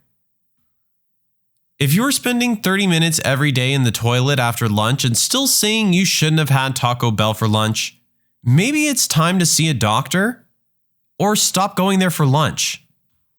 If you ate food from Taco Bell and expected not to be toilet bound for at least 30 minutes, then you might need to rethink your life choices and get a new toilet. The good old days were rarely good old days when we were young. Rose-colored glasses, nostalgia vision, whatever you want to call it, the good old days probably weren't as good as you're thinking. Yes, they were. I got to play RuneScape all day without any repercussions. When you buy a pet, know that you are in all likelihood going to outlive them. You need to mentally prepare yourself for that inevitable day. No, my pup and I talk every day about how she's going to live forever. A lot of success comes down to luck. People can work extremely hard, do everything right, be the most qualified / best person, and they totally get overlooked for someone else. A huge reason some people are winners and some people are losers is just straight up dumb luck. I'm very successful by almost any standard, but I used to be broke, friendless, and basically treated as useless / worthless. I went to college and worked hard, but yes, there was a lot of luck involved, and a little help from my family and the government. So many successful people I know are so deluded, they think that because they worked hard and succeeded, that's all it takes. It's not. Nobody knows what's happening.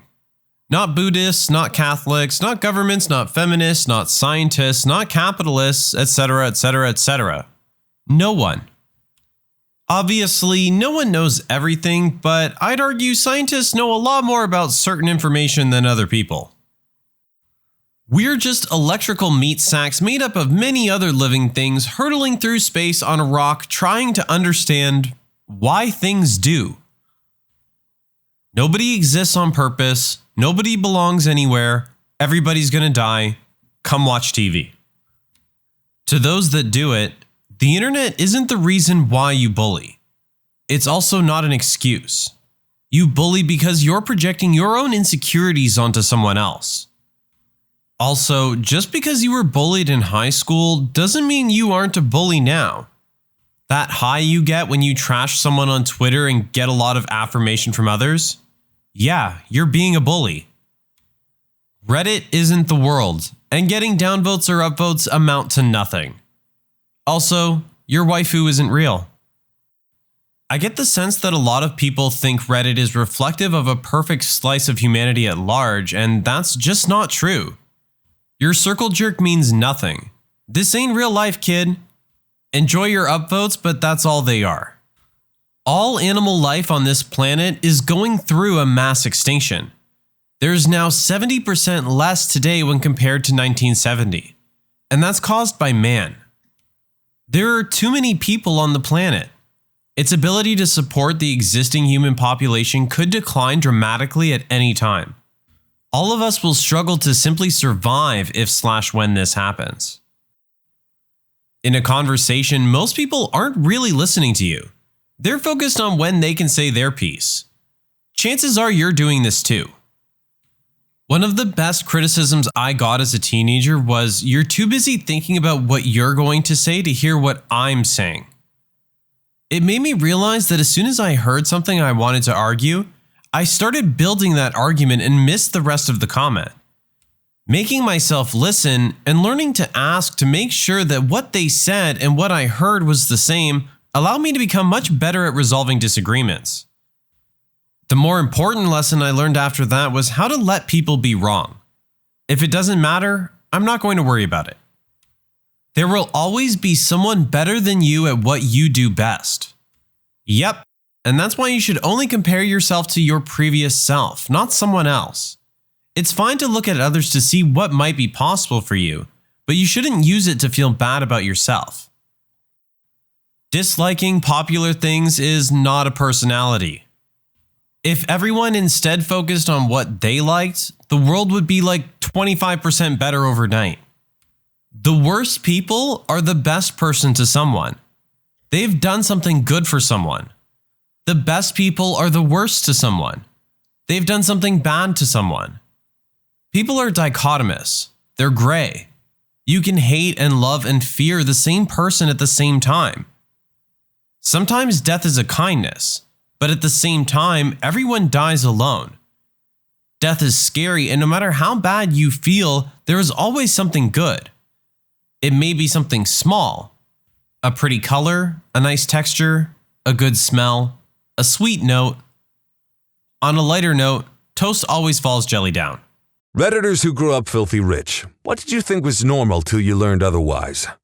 Honestly, it was the little things. I knew we had nicer cars than average, a bigger house, went on more trips, etc., but I thought everyone's refrigerator had wood-paneled cabinet doors. For example, we had a Sub-Zero built-in refrigerator and freezer. The first time I saw a metal fridge, I thought it was weird, and I thought it was even weirder that the fridge and freezer were combined. But then I got really jealous because you could put magnets on it. I also thought everyone had a central vacuum system where you can sweep dirt into a little hole under the cabinets by the floor and it sucks it up. We had these little holes all over in every room, stuff like that. Yeah, we had those and a bunch of other crap I thought was normal but was not normal. We had touchscreen TVs that controlled the HVAC, security, and lights and sound system before touchscreens were even a thing. I'm talking mid-1990s. It wasn't even a flat screen. It was a deep dish TV with a touchscreen. I had personally never heard of a central vacuum system in all my 27 years on this planet, but now that they've explained what it is, I do believe I have in fact seen them. And they sound cool as hell. I would totally have one. However, on the topic of refrigerators, I will never be surprised at the lengths humanity will go to preserve and refrigerate food, and frankly, the sky's the limit with refrigerator technology. At least until we get Mr. Freeze-Ray from the Batman. Probably a weird example, but growing up, all of our dishes were made of fine china, Waterford glassware, etc. And I just thought that's what plates and stuff were made of because we didn't have anything else. Then one time I went to a friend's house for dinner and we ate on colored plastic plates and non-matching plastic cups. I just thought that was the weirdest thing ever and asked why we were eating with camping dishes. That's kind of rude, but when I was a kid, I didn't have a filter either. I just said whatever came to mind. I myself am not rich, but I have an uncle who is very well off. So one of my not rich aunts was complaining about her car acting up on her. Well, my cousin from the rich family was listening and got really confused. So he just asked her, well, why don't you just get rid of it and go buy another one? This kid was probably 13 or so at the time and had no concept of not enough money. He couldn't understand why you wouldn't just go get a new something if your old something didn't work. Oh, to be young and naive and not understand how disposable income works or the value of it. I would say rich in the area by comparison. I think the moment it really sunk in was during 5th or 6th grade around middle school. I felt like I was getting too cool for little kid parties, so I decided I wanted to go somewhere and do something fun. My parents were super excited about this, since it meant I was taking one stupid middle schooler with us on a mini trip instead of having 15 stupid middle schoolers in the house. I decided on a trip to some festival, which meant a ferry ride and then drive to a Canadian city and have a big fancy meal. The girl I picked had been my friend for years. I had no idea her life was so different. She lost her mind on the ferry. It was so fun. She had never seen Canada before, so we stopped and took her picture. My parents, realizing immediately that this was a huge deal for this girl, bought her and I souvenirs, which she later gave to her mom since her mom has never left the area. My mom would not let her order the cheapest thing on the menu, which I never realized is something poor children are trained to do. I thought you could just pick whatever you wanted to eat. She was the first person in her family to travel more than 30 miles from her house. This was pre-9/11, when a family could just take a random child with no ID and a permission slip from their parents into another country. We are both adults now and occasionally run into each other. She's married with 4 children and still talks about the time we rode a ferry and went to Canada. Had she not brought it up, I probably would have forgotten. It's probably just the words they used, but there's something about the way this individual writes that rubs me the wrong way. I don't know if they intended to, but yeah, whatever. I lived overseas for a year when I was in high school and attended an international school where, though my family was decidedly middle class in the US and my dad was being paid several times more to work abroad than he had been at home, I'm fairly certain my family were the least well off in the entire school. None of these kids ever seemed to realize how fabulously wealthy they were. A few examples. Several boys from North Korea. I don't know exactly how high up in the political world of the DPRK you need to be allowed to send your children abroad for an education, but these kids showed up to school in brand new Benzes for a start. One friend of mine lived in a luxury high-rise in the single richest enclave of the city where I lived. His parents lived on the 16th floor. Each floor was a single unit. He lived on the 17th floor, in his own unit. He had his own live-in maid and driver as well. Another friend's parents ran the largest import and export company in the country. He had 2 bodyguards and was driven around in his own armored bulletproof SUV. Windows were 2 inches thick and didn't roll down. I attended his birthday, which was on his dad's 180-foot super yacht. It was not uncommon for my friends to spend 3-day weekends in Bali, the Maldives, or wherever their vacation homes happened to be. I'm still friends with several of them through social media, and the most frequent post I see from several of them is off to blank for the week, then on to blank and blank, those locations almost always being on 3 separate continents. Rich North Koreans, I never thought I'd hear those words put together unless they were following up Kim Jong-un. My father was a successful chemical engineer/manufacturer and private pilot. I spent my childhood in a gated flying community with a fully functioning airport. Not only did we have a garage full of your everyday vehicles, we also had an airplane hangar full of classic cars that my daddy enjoyed restoring. World War II era warbirds as well as the modern 2-engine planes he used to fly to business meetings. We own property in Nantucket and St. Martin, and we're constantly taking extemporaneous vacations. John Travolta would walk over from time to time and shoot the breeze with my dad in our hangar up until he made Pulp Fiction and was slingshotted back into relevancy. I remember having playdates with his son, Jet, was also family friends with well-known NASCAR drivers and would spend a lot of time at their mansions hanging out with their kids, driving around on golf carts and shooting paintball guns. Everyone I knew had airplanes, nice cars, big homes, and what seemed like an endless supply of wealth. That was my normal. When I was about 4 years old, I made a new friend at school and was invited to spend the afternoon over at his house. It was an eye-opening experience, to say the very least, and when I returned home, still very confused, I remember saying something along the lines of, "Mommy, they live in a really small house and they don't have an airplane hangar." My mother was slightly horrified at the realization that this was my reality and had to explain to me that not everyone has the same things that we have. Life has changed a lot for me since the 90s. When I moved away for college, my dad suffered a series of mini strokes which subsequently caused progressive dementia. Towards the end, he couldn't even tell you what year it was. My father passed away in January, and I've been spending a lot of time recently looking through old photo albums and listening to stories. Maybe that's why I felt compelled to share all of this with you guys.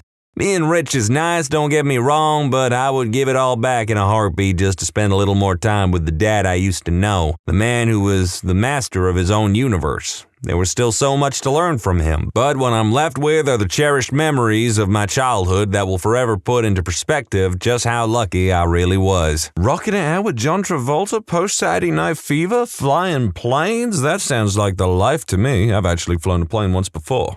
Other than that, sorry about your dad, mate. 1, I thought every family had staff. We had a chef, gardener, chauffeur, 2 nannies, handyman/errand guy, took care of the house, picked up dry cleaning, bought supplies, washed the dogs, handled maintenance and repairs, and 2 maids.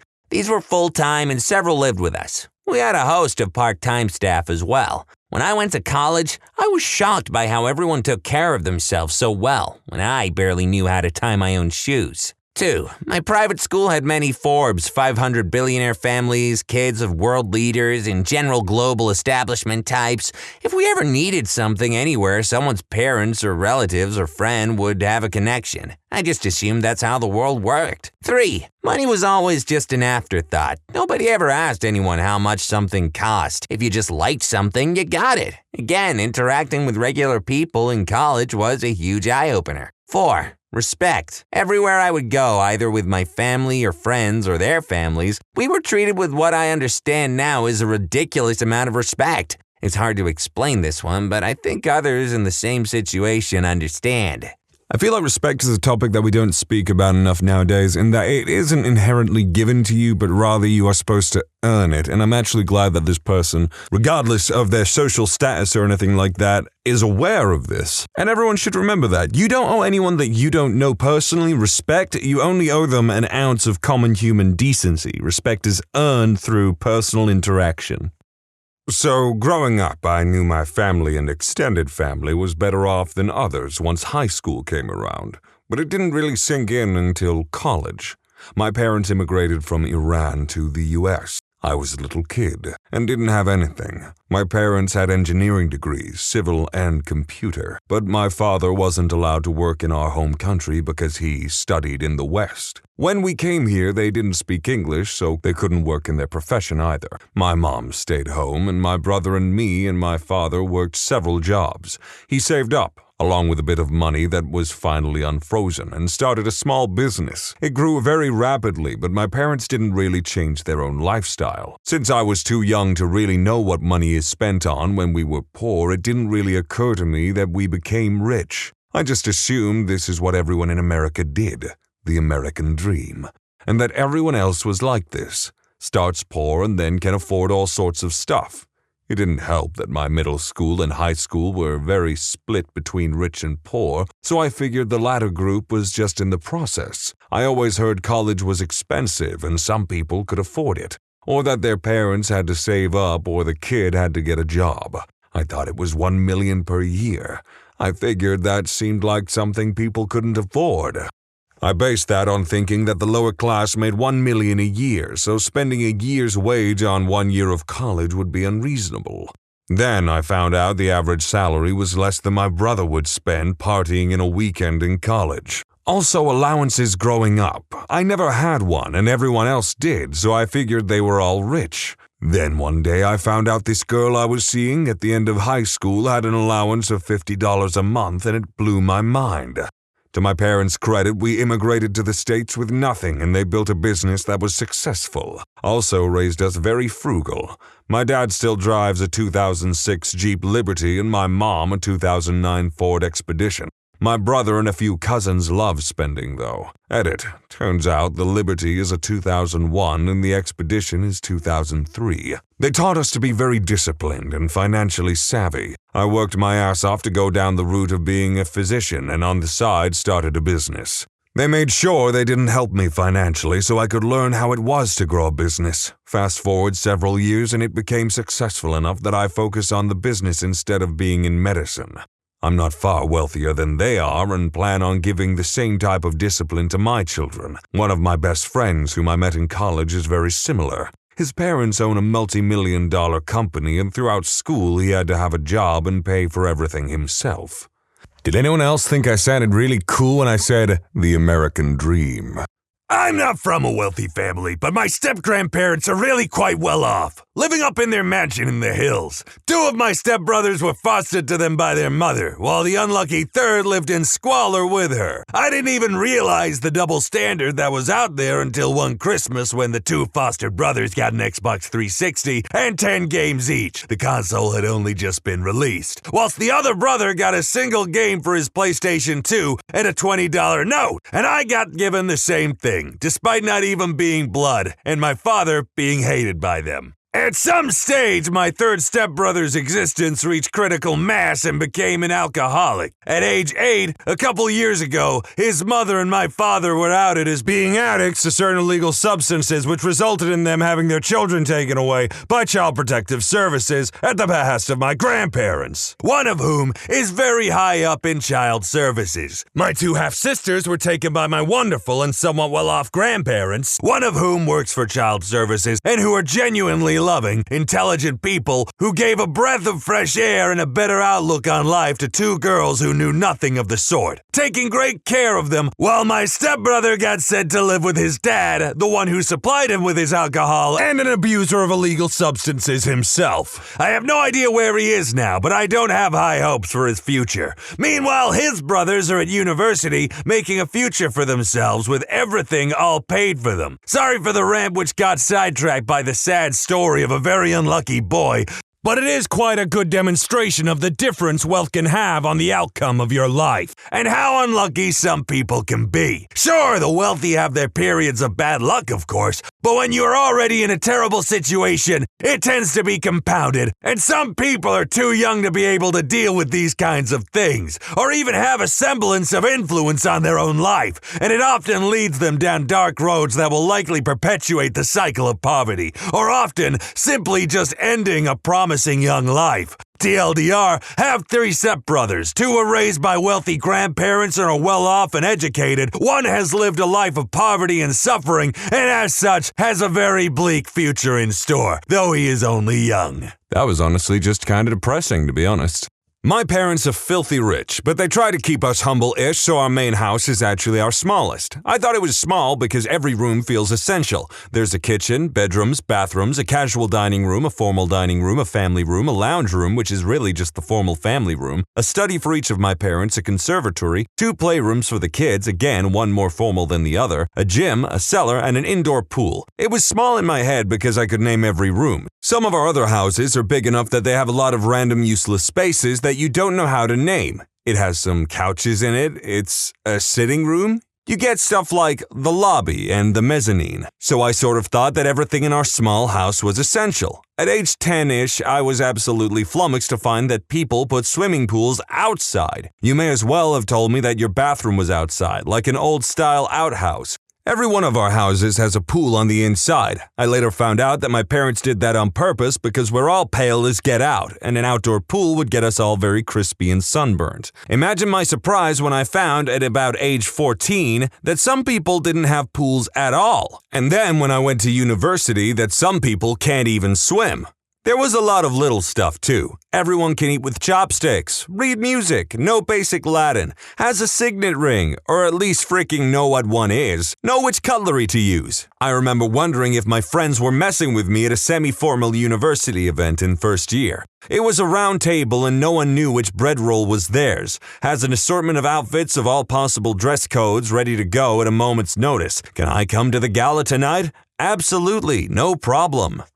Suppose that you were sitting down at this table. The bread rolls are in front of you. Which bread roll would you take? The one on your left or the one on your right? Usually you would take the one on your left side. That is correct. But in a larger sense on society, that is wrong. Perhaps I could even substitute society with the universe. The correct answer is that it is determined by the one who takes his or her own bread roll first. Just a little Steel Ball Run reference for my fellow JoJo fans. I was always amazed that people didn't have a closet full of clothes like me. I know that sounds stupid, but I wore Gap, Tommy Hilfiger, and all that other nonsense, and my mom made sure we all looked amazing. My best friend had like 2 pairs of shorts from Goodwill. I literally could not believe it. I got in trouble for trying to give her my play clothes, which were all still designer clothes, just ones I had had for a couple years. That and cars. I remember asking my friend's mom why she was upset waiting for her dad to get home from work so she could use the car. Can't you just use yours? The concept that some families could only afford one car blew my mind. Granted, I wasn't filthy rich at all, but when I switched to public school in 5th grade, my choice, very against what my parents wanted, my new friends all were in shock at my neighborhood and house. To me, it was just normal. All my private school friends had much bigger homes than me, some even with private planes. I am probably so wrong, but I always kind of think when someone has a private jet, that is like the 1%. I didn't necessarily grow up super rich, but my dad made between $500 and $750K a year while growing up. I think he makes closer to $750 to $1 mil now, and I had a few moments like this. My dad is usually a frugal person, but since he grew up poor, he afforded himself some luxuries. It wasn't until at least high school that I realized how out of the ordinary it was for both of my parents to have $30,000 watches. I think the biggest shock was college. It was totally paid for by my parents. They paid out of a 529 plan, but for my sister now and brother after they never set one up and are just paying right out of salary. I knew kids would have to take debt on, but I honestly thought until about a year ago, just graduated last May, that most kids would graduate with 10K debt max. It wasn't until just recently I learned some kids were taking on double that or more each year. It shocked me. And also made me thank my parents extensively for saving me from 100K or more debt by paying for college. I wouldn't say I was filthy rich, but I was definitely given a lot of advantages and head starts in life because of my dad's money. I can't imagine what growing up with an extremely rich parent gets you advantage-wise if my dad was able to give me everything he has. The only money I really think about regularly is my money, but it's kind of crazy to think about the different echelons of richness there are. Late to the party. Before my dad died, he was murdered when I was 7, we were super rich. He owned his own company and my mom owned her own business as well. I was telling my boyfriend the other day how she'd take us to the mall and just hand each of her 3 kids $500 and tell us to go wild for no reason. After he died, we fell into poverty and my mom went basically insane and lost the house, companies, and declared bankruptcy. Well, that was genuinely a terrible tragedy what happened to your father and mother, but that is a superhero origin story right there. That's all for now, but if you've got a recommendation for the kind of topics you'd like to see us talk about on this channel, then why don't you drop a comment below and tell us what you like. Also, if you've got a recommendation for me and what kind of voices you'd like to hear me do, I could do a pretty good solid snake. As a man, what are some of the most ridiculous double standards you've had to deal with? This girl in my office had a crush on me. Told everyone. Started doing stuff like calling me her work husband, which I said was not okay. Things got slowly worse. She started pranking me. She took a picture of me, then cut out my face and started putting it all over the office. All over. Got coworkers to start talking to me about how fun and quirky she is, etc. Wrapped up my cubicle in Christmas paper. I asked her to stop. Even spoke with her manager. Nothing. I got a card from my girlfriend for Valentine's Day. She lit it on fire and threw it in the sink in the break area. Apparently this is still cute and just her showing me she cares. I ended up quitting. How far was this lady, about to go? Hi, I bought you a bunch of chocolates. Oh, that's nice. Yeah, I like chocolates. And I just bought us a house together with your name on it. I didn't consent to this. And I have marriage papers. Oh, we're gonna be perfect. I have a girlfriend. I don't need this. I know. It's me. Me. Girlfriend material. Chapter 1. Was in a store for little girls trying to find my daughter the unicorn hair bow she was asking for. My wife, who was waiting in the car outside, overheard some women leaving the store talking about how creepy it was for a man to be there. Like, which? I'm there for my daughter. I have a very good guy friend. He's a big dude, 6 foot 6 inches. He has a little girl. He's also a single dad, so no mom to help, and freaking adores her, but cannot stand the verbal diarrhea people have when he goes to the stores to get her little girl things, i.e. a special tea set, fun fluffy toys. It got so bad that he called me to go into a Hello Kitty store with him and act like I was buying the gigantic fluffy Hello Kitty pillow for himself. Of course I did it, but I cannot imagine how he feels as a guy who just wants to get things for his little girl, but gets looked at like a creep or worse because of it. No, you know what? He's a good dad. If I got a kid, I will stare them in the eyes, just dead right in the corneas and just scream at them. Stand aside, evil witch. I do not care for such pretenses. or what judgment your eyes lay upon my soul and body. I shall purchase this Hello Kitty plush for my queen at home in her bedchambers. Now excuse me, I am Sir Dad. I wore skin-tight suits at the indoor skydive center I used to work at. The number of times I got touched inappropriately by women was crazy. Worst part? Management told me to take it as a compliment, that I should be happy with the attention. I don't work there anymore. I wasn't fired, but I just didn't want to put up with that crap, and some other unrelated crap, any longer. One time, an older 40-year-old woman spanked my behind in the wind tunnel, and I ended up forcing her out of the wind tunnel and told her to stop. I sarcastically twisted it to be about her safety. If she's so busy slapping my back door, she's not in the right body position to fly. If she continues to do so, I will be forced to stop her skydiving experience for her safety. Boy, it would be terrible if one of these slaps kind of go just like out of control. Literally, like, think about it, they're at a skydiving center and literally this guy is like, okay, everyone, I need you to do this position and be careful because you don't. And like, they like run up the wind tunnel and try to go in for a slap and literally is over the edge. It's like, hee, here I come, sonny. Whoa! So, you don't want to do that. That's not safe.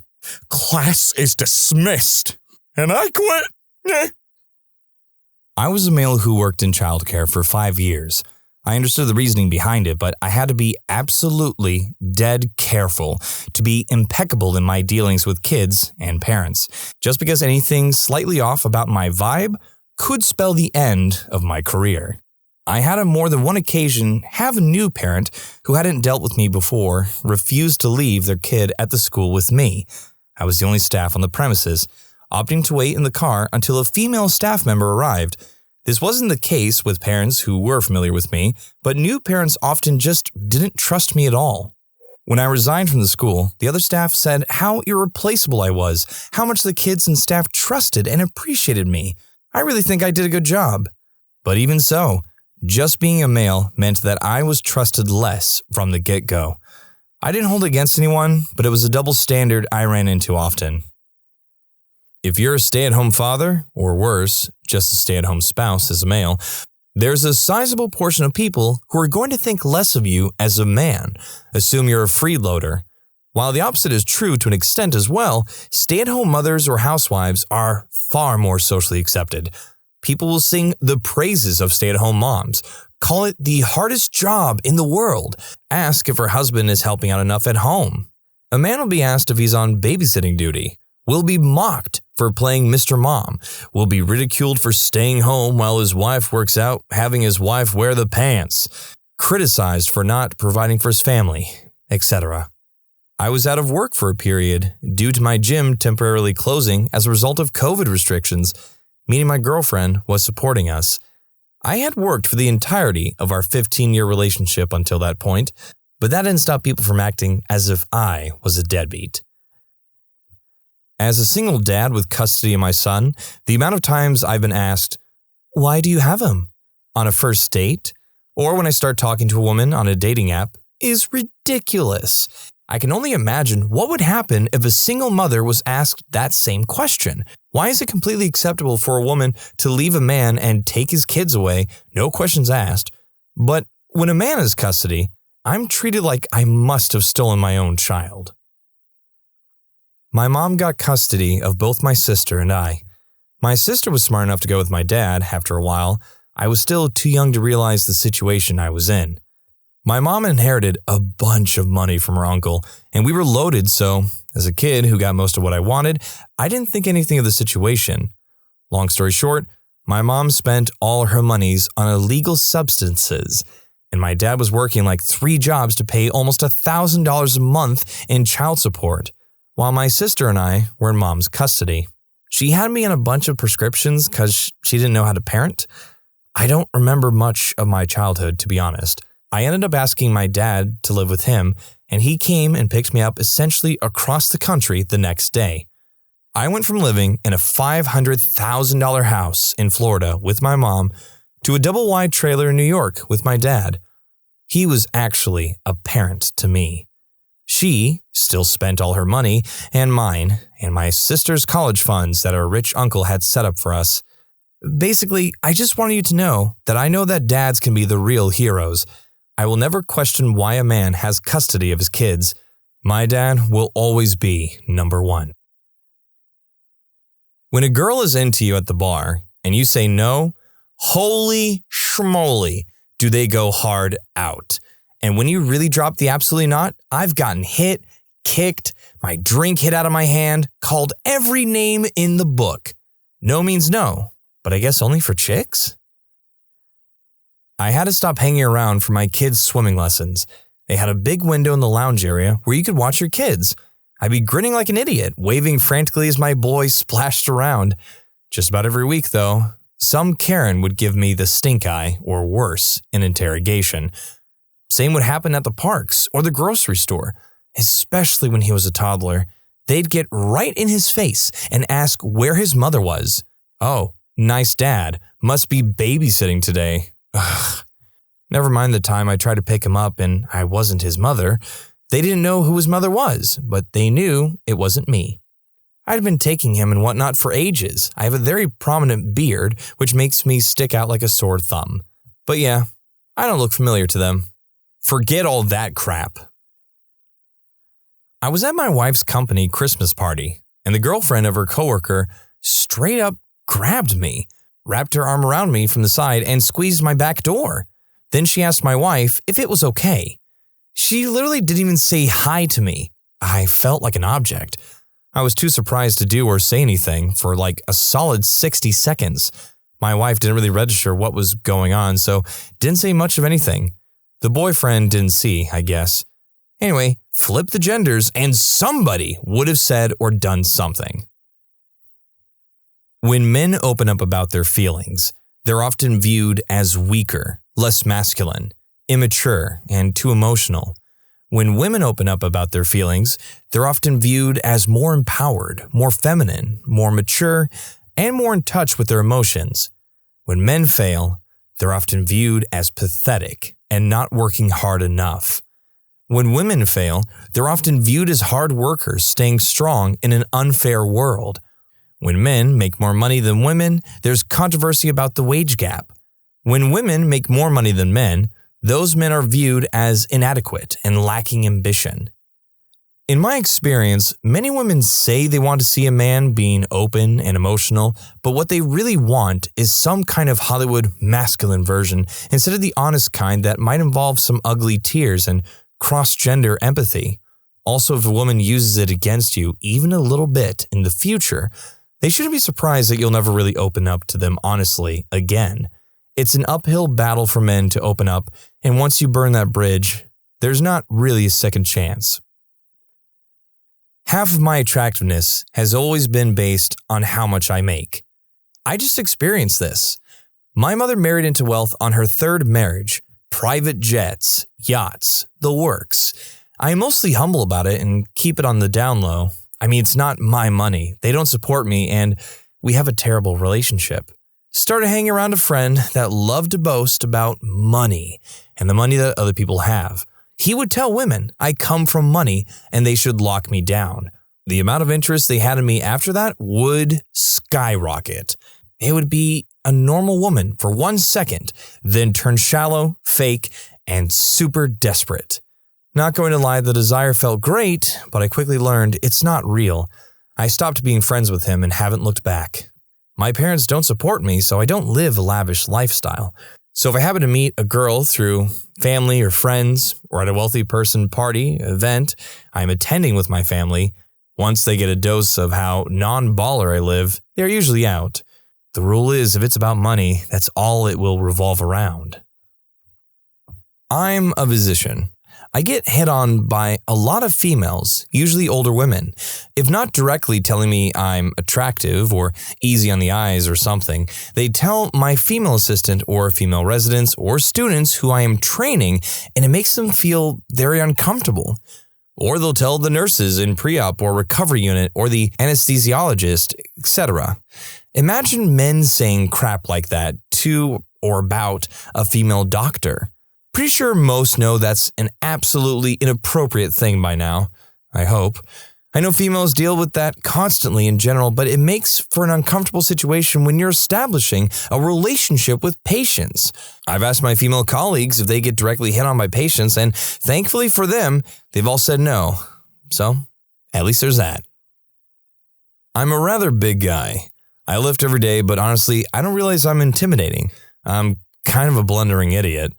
I left my lights running in my car and went inside a grocery store, came out, and my battery was dead. I had jumper cables, but needed another running car. Right then, a young woman with 2 children walked up to the car next to me. I introduced myself and started explaining my plight and asked for help. She jumped in her car quick and drove off, didn't say a word.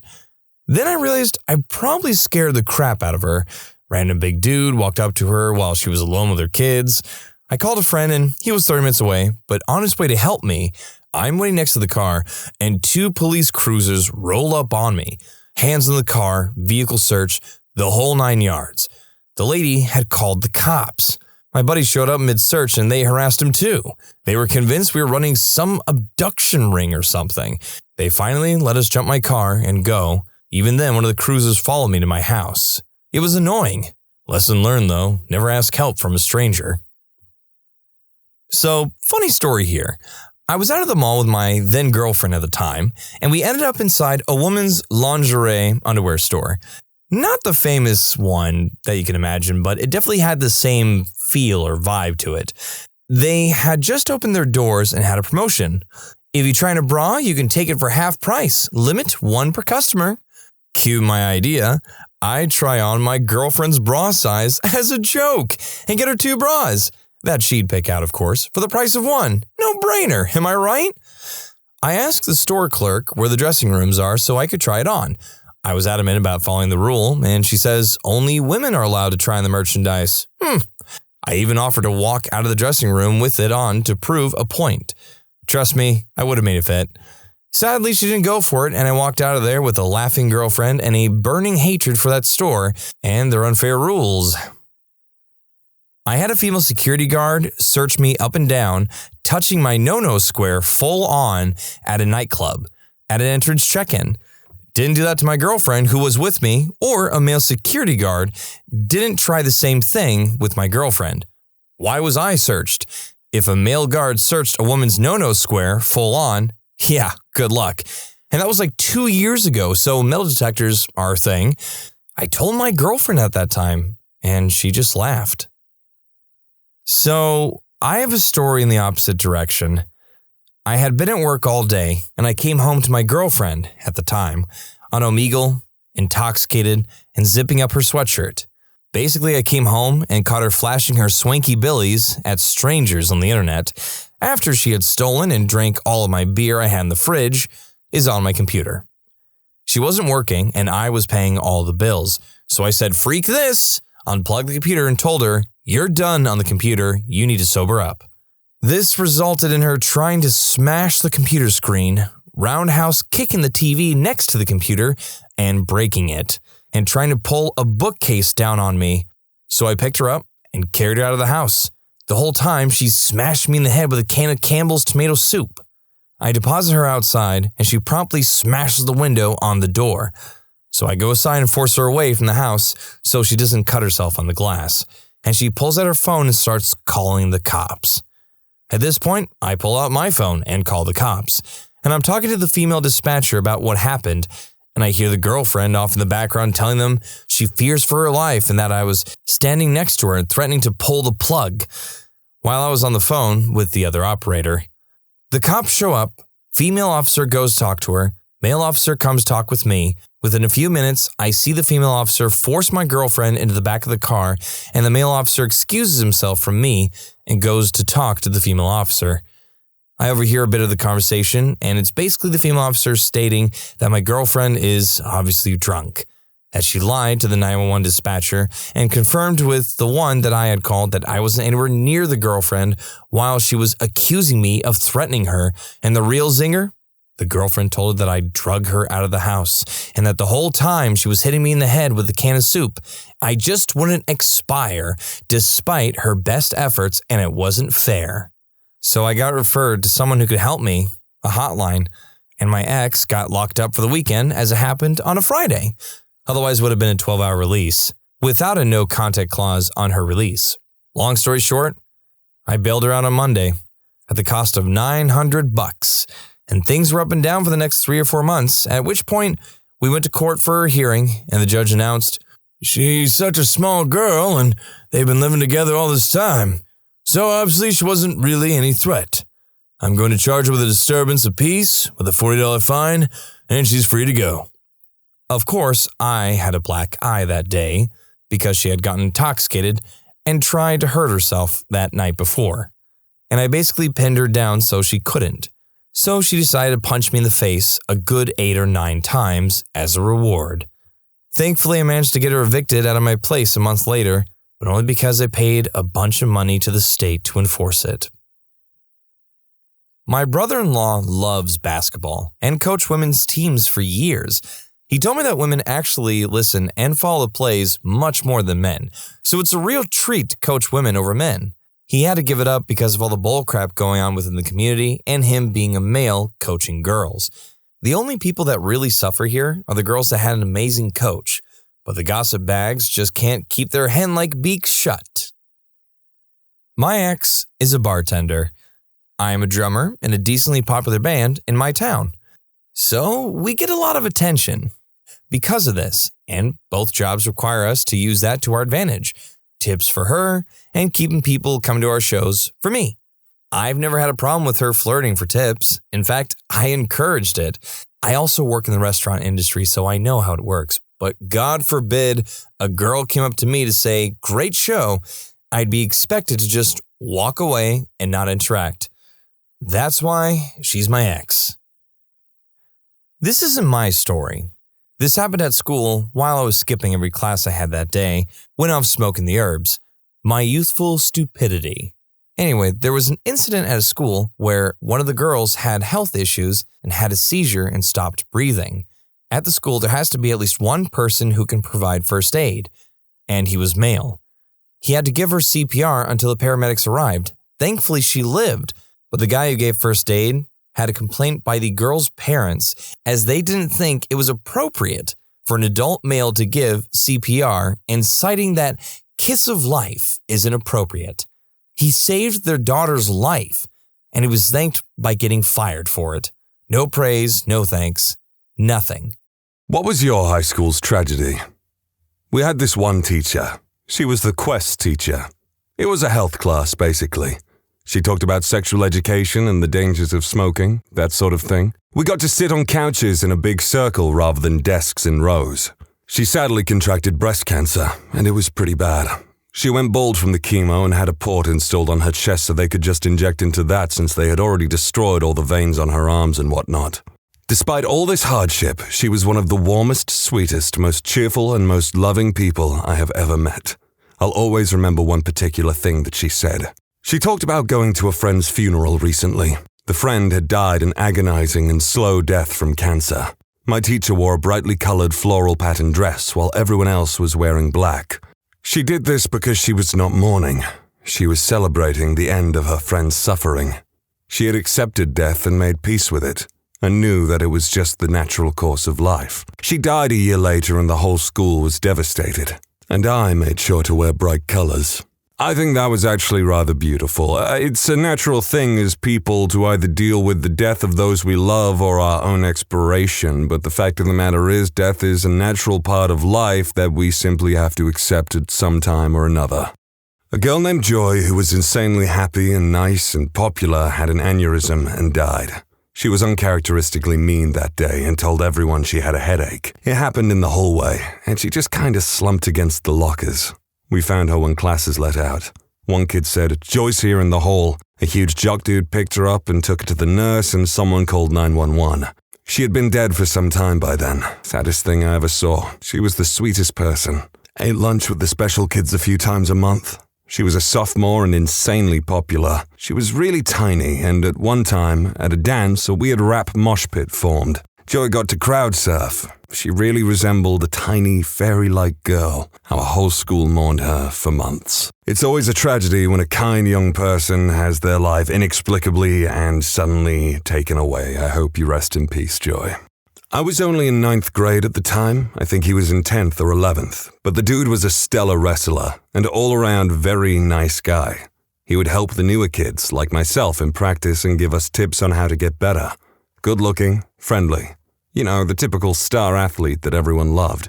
One night, he was at Harris Teeter, getting some groceries and was carjacked with his friends. They drove them both in their car about 5 counties away, told them to get out, put their shirts on their heads and told them to run into the woods. As they did, they were shot. The friend managed to get away. I think he was wounded, but Louis was shot in the head. God, it's been years. This happened in the late 90s, but I can remember the dude like it was yesterday. It was a very sad time for our school. Here's a little story about how I met Louis and ended up on the wrestling team. I actually got caught skipping school by Coach Perry, wrestling and gym coach, in the 9th grade. I was very small, maybe 5'5" and like 105 pounds. I was playing Pokemon Red and Blue with a friend in the stairs that no one used that led up to the weight room. Coach Perry came in looking for some equipment. They used this stairwell as a storage closet. You really couldn't even go upstairs all the way because of everything blocking it. Nava was with him, helping him drag out mats for wrestling practice. My friend was immediately excused and sent back to class. I was told to help them get the mats out, which I did. I was afraid I was going to be suspended or that he was going to call my parents. I remember Louis patting me on the back and telling me everything was cool and that Coach Perry was going to make me an offer. After the mats were set up, Coach Perry and Nava talked for a moment, then called me over to a scale. I was told to get on. I weighed in at 104 or something like that, and Coach Perry and Louis just smiled. I was then told I had 2 choices: join the wrestling team or be taken to the offices to get rode up. Naturally, I chose wrestling and was running around the gym in a trash bag that evening. I literally knew nothing about wrestling. The stances, points, and everything else were unknown to me. After practice, we had scrims and I had to go against the 110 guys. I remember Louis taking me aside and showing me this killer leg swoop and grab. He let me practice it on him a few times, then I did it for real in the scrim. I remember it went perfect. Kid never knew what hit him and I put him on his back. Louis came over, gave me a high five and a big slap on the back, walked over to the coach and said, "Looks like we found our new 105 guy." 2 weeks or so later, he was dead. To this day, I still don't think I thanked him enough for being so cool to a freshman like that. He made sure I felt like I belonged on the team and wasn't just there to get out of trouble. Just a small story to show you the kind of dude Louis was. Always willing to help and a class act. Just a good all-round dude. I had planned on quitting after a few practices, but after his death, I stayed on the team for the full season. Just didn't seem right, because Louis would never have quit.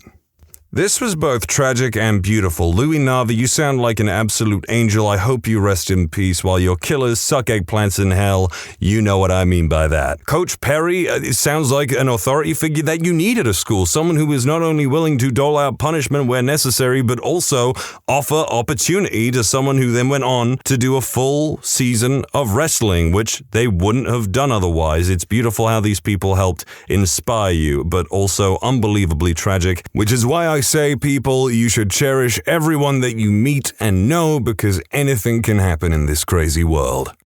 Shying away from a death post, Catholic high school. 2 of our favorite teachers who had actually made their classes engaging and opened up their classroom to anybody needing a hand in school and in life had both divorced before they had started teaching there. They decided to move in together after dating for 2 years and were planning on getting married the next year. They kept it all quiet out of pure professionalism, and somehow administration found out and fired both of them. I believe for breaking the school's code of conduct for teachers by cohabiting before marriage. We lost 2 of the best teachers in our school that helped out and inspired their students in every way they could try to. This one actually makes me sad because a good teacher is really hard to find. When I was a kid, I did not appreciate my opportunity in education very often. I would be disrupting. If I was in a bad mood, I would have standoffs with teachers, and I just didn't really care. But now as an adult with that past, I greatly appreciate education, and I think everyone should. Teachers already have a hard time dealing with kids that disrespect them, but also when it's like administrative rules like that, the only thing I can really say is hopefully that didn't stop their plans of getting married, and I hope they still have each other. But at the end of the day, it still really sucks because now this school has been deprived of two people that seemingly really cared about education. In my final year of high school, there was an absolute poo storm regarding personal information that was accessed by half the grade using a teacher's login details. We had the password for years and used it to check marks and ranks of schoolwork, and all was good. In the final weeks of high school, some idiot decides to change his English mark, moving himself from 33rd to 3rd. The school obviously finds out, and everyone who is involved gets in trouble. The kid that changed his marks obviously got expelled, while the other half of the grade all got punished by not being permitted to attend the school formal and graduation. Next thing I know, everyone's starting a huge protest and some CEO or something gets involved and revoked the punishment because parents were threatening to get lawyers or something. Considering the teachers gave out the password willingly to another student and the school refused to admit the teacher's mistake, aggressively trying to blame the students for hacking when that simply wasn't the case. That one was honestly refreshing compared to everything else that we've been reading through, but don't get your hopes up, it is not about to get much happier. We had a teacher that for some reason everyone took a dislike to. He wasn't that bad or strict, but for some reason everyone hated him. I was in class once and we locked him in his equipment cupboard. Stuff like that regularly happened to him. He never really used to say anything, just kinda got on with it. Eventually, he split from his wife and lost his driving license for drink driving. He ended up having to get the bus in the morning with everyone traveling to school. As always, everyone was really cruel to him. Halfway through year 9, he decided to commit self-deletion. The worst thing about that was that everyone found it really funny. Adult me is feeling very ashamed of teenage me right now. Edit.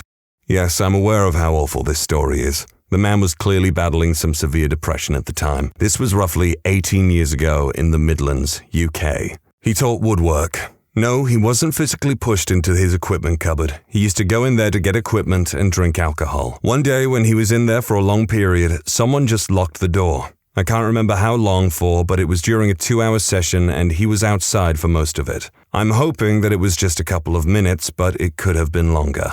I didn't get the school bus and only had his class for one term. This was a problem the whole school were involved in. There were roughly 1,250 students in the school. Everyone in the school had this same outlook towards him. He had previously gotten into arguments with parents, although I don't know the reason for this. The teachers knew about it, but I think with his drinking issues, they weren't sure how to handle it. They were very slow in telling us that he had died, and by the time they figured out how to address the issue, everyone knew. So I think no one knew how to handle the situation. No one reveled in his death, no one knew what to do, and I think the jokes may have been people's attempt at handling the situation. So for one thing, I'm glad that this person feels bad about the way that this individual was treated. You shouldn't feel bad about it all your life because you probably didn't have like a direct hand in it by any means, but I'm glad you feel bad. So I picked this story out specifically because I come from the Midlands of the UK, specifically the West Midlands, based on the calculations of when it was posted and the 18 years. I was not in high school at this point, it seems. But seriously, if you find someone who's being treated like utter crap for seemingly no reason whatsoever, just check on them, please. Like, a bit of kindness goes a real long way, and it can even maybe prevent someone from making a stupid decision. This was just really sad. We had 3 heart-wrenching, oddly connected tragedies in one year. When I was a junior, a girl lost control of her car and crashed. The impact ended her life, but her 2 passengers were okay. She was a wonderfully nice girl, always smiling, participating in an ROTC drill team. The school was shaken by her sudden passing. I attended her funeral and cried my eyes out, wondering how her family managed to not cry 24/7.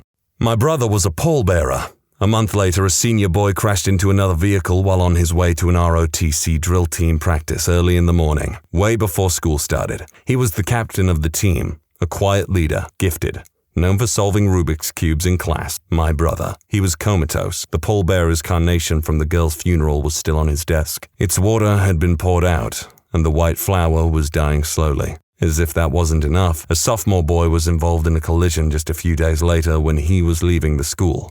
He died instantly. Oddly enough, he was involved in ROTC extracurriculars too.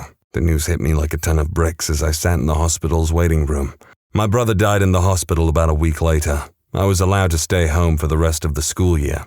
At his funeral, I understood why the family of the deceased doesn't sob their way through the service. We had moved to a place beyond tears.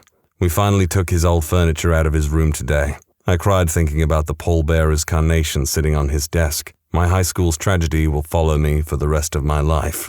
I totally get that part about the being beyond tears bit when you're at a funeral. I have not had that many losses in my family until about 3 years ago with my grandmother, and it was heartbreaking. I won't go into details, but I completely understand. Rest in peace to all of those people. Countless. One student was run over by an 18-wheeler in front of his family. One very popular teacher went home one day feeling ill and passed away 2 days later from cancer he didn't know he had. 2 different teachers committed self-deletion, multiple drunk driving deaths, a drug-related multiple murder, another drug-related murder, a CP case, a teacher who molested several students, and one student allegedly killed by the Boston bomber years before the bombing. I think that just sounds like a cursed school. I'm so sorry to the victims of those occurrences that didn't die, and rest in peace to those that did. I gotta say, I have picked some really depressing topics to talk about on this channel, like, goddamn, strap in, people. An English/drama teacher got a role on a late-night TV show. Got the twins out on TV and had to quit teaching. Was a tragedy for us that she left. She was a hot younger teacher, and suddenly drama class had a lot less male students. I do hope you enjoyed that slightly funny one while you can, because it's about to get a little depressing again. We had a security guard named Creighton. He was the most kind-hearted man you will have ever met. He smiled at everyone and was open to talking to you no matter who you were. I remember him overseeing detention, and it was my first time during my freshman year. He walked up to me, and I was scared to bits, and he told me, "You see this room? Don't ever come back here. You're better than it. Don't let me down." I never got in trouble again because of him. Senior year, he was diagnosed with cancer, and it was already too late. He became this skinny ghost of what he used to be, but he continued to smile and cheer up everyone's lives until his last day alive. The day he passed, I think the entire school cried. I credit him for making me who I am today, because of how supportive he was. Like I said, man, you just gotta check on people, show them some support, give them some motivating words or something, you know? It doesn't work for everyone, I'm not gonna lie to you, but goddamn. Rest in peace, Creighton. I have 2 stories to tell. One is the story that affected me the most personally, and the other is a story that shows the true courage and strength of a guy I did not personally know. The first 2 stories begins with a German kid, me, who moved to the States and started going to American school. Once I was in middle school, a boy named Blake approached me and started asking me to translate this long list of words he had made to German, asking me to sound them out for him so that he could learn. He was obsessed with World War II and the Germans, so he began to befriend me. I personally thought he was incredibly annoying. One day, he invited me over and I decided why not and went to his home. Ever since, we became best friends. Once high school rolled around, I was more focused on school and he began hanging out with the wrong crowd. We both had carpentry classes and shared this big senior locker to keep our tools in. I was working for a friend's dad when I got a call that he had gone out drinking and got into a fatal car accident. His car hit a semi-truck. He got knocked unconscious and his car was on fire. My middle school best friend burned to death and all they could find were his teeth. I still tear up thinking about it. The worst part is all of a sudden everyone that barely knew him is acting like they were his best pals, and some girl that he dated for 3 months got to speak at his funeral. Yet I didn't even get to sit up front because all 150 people that knew him seemed to show up because it was the popular thing to do. I can't be too bitter though, because I'm glad that many people showed up for him. The worst part was cleaning out his side of the locker. That honestly still haunts me today. Rest in peace, Blake. The second story I'm not too familiar with, only that 3 friends were driving back from somewhere on the highway in a 2-seater coupe. The friend in the middle wasn't wearing a seatbelt, and they got into an accident. However, the guy in the passenger seat moved over to grab the guy sitting in the middle, which saved his life. But he himself was thrown through the glass window several yards and was fatally wounded. His last words were, "I'm sorry," and he died there on the concrete outside of his friend's car. I'm not religious, but for Blake's sake, I hope there is a God, and that one day I'll see him again. But not the Blake I knew in high school.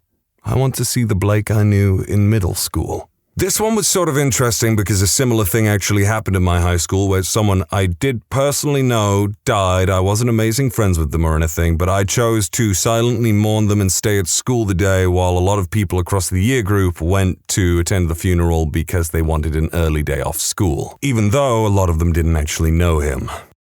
This will probably get buried, but I have to participate in this. My high school was known in the area for having a sophomore curse, where something awful happened to a sophomore every year. Obviously, that's silly, but it just always ended up being true. The year I was a sophomore, a girl I'd been in school with my entire life, but wasn't close friends with, died of rabies. I heard that she had been bitten by a raccoon while taking out garbage. Also heard that she was uncharacteristically mean and angry a few days before her death. I had always known her to be exceptionally shy and quiet, probably sweet, but I can't say I really knew that. It happened very suddenly. She was out of school for what I heard was the flu, and then maybe a day and a half later, she died.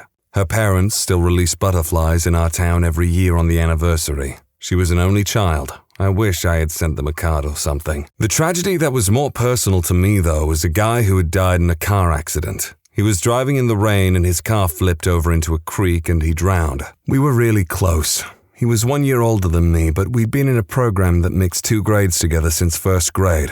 He'd been one of my first boyfriends when that meant making out on marching band trips. And we'd been on school trips to big cities together. The night the accident happened, I had been chatting with him on AOL Instant Messenger when he said he had to go meet our other friends to go see Star Wars. A few hours later, that friend called me asking if I had spoken to him because he'd never shown up. Crazy thing is, I thought absolutely nothing about it at the time. I just figured he got distracted or his mom had decided not to let him go. He was also a very treasured only child, just like the girl from my grade. The next morning, I got to school, and everything was completely quiet.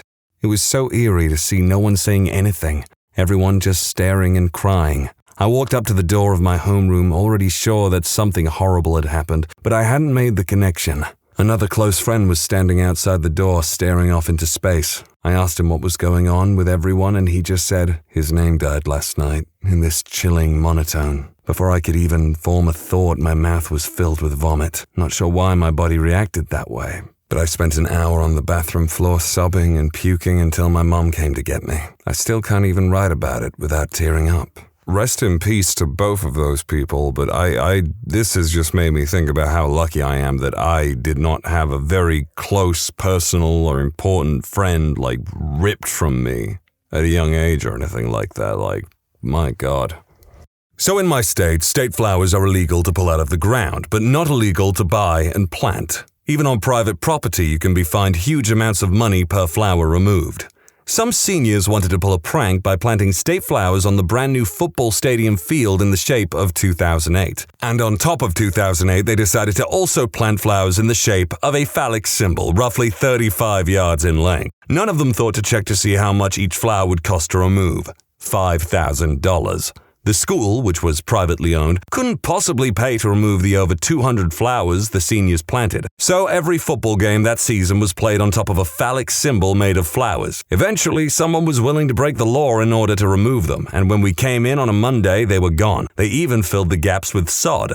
Also, since then, the law has changed so that all you have to do to remove them is have a state representative present during the process, and you must replant them. So maybe some good came out of it. Also, the seniors were never caught or never announced publicly. That is honestly pretty funny, and I am so glad that I could end this on a slightly more upbeat note. This was kind of hard to read through to some degree, but all the stories were very interesting and really made me think about stuff.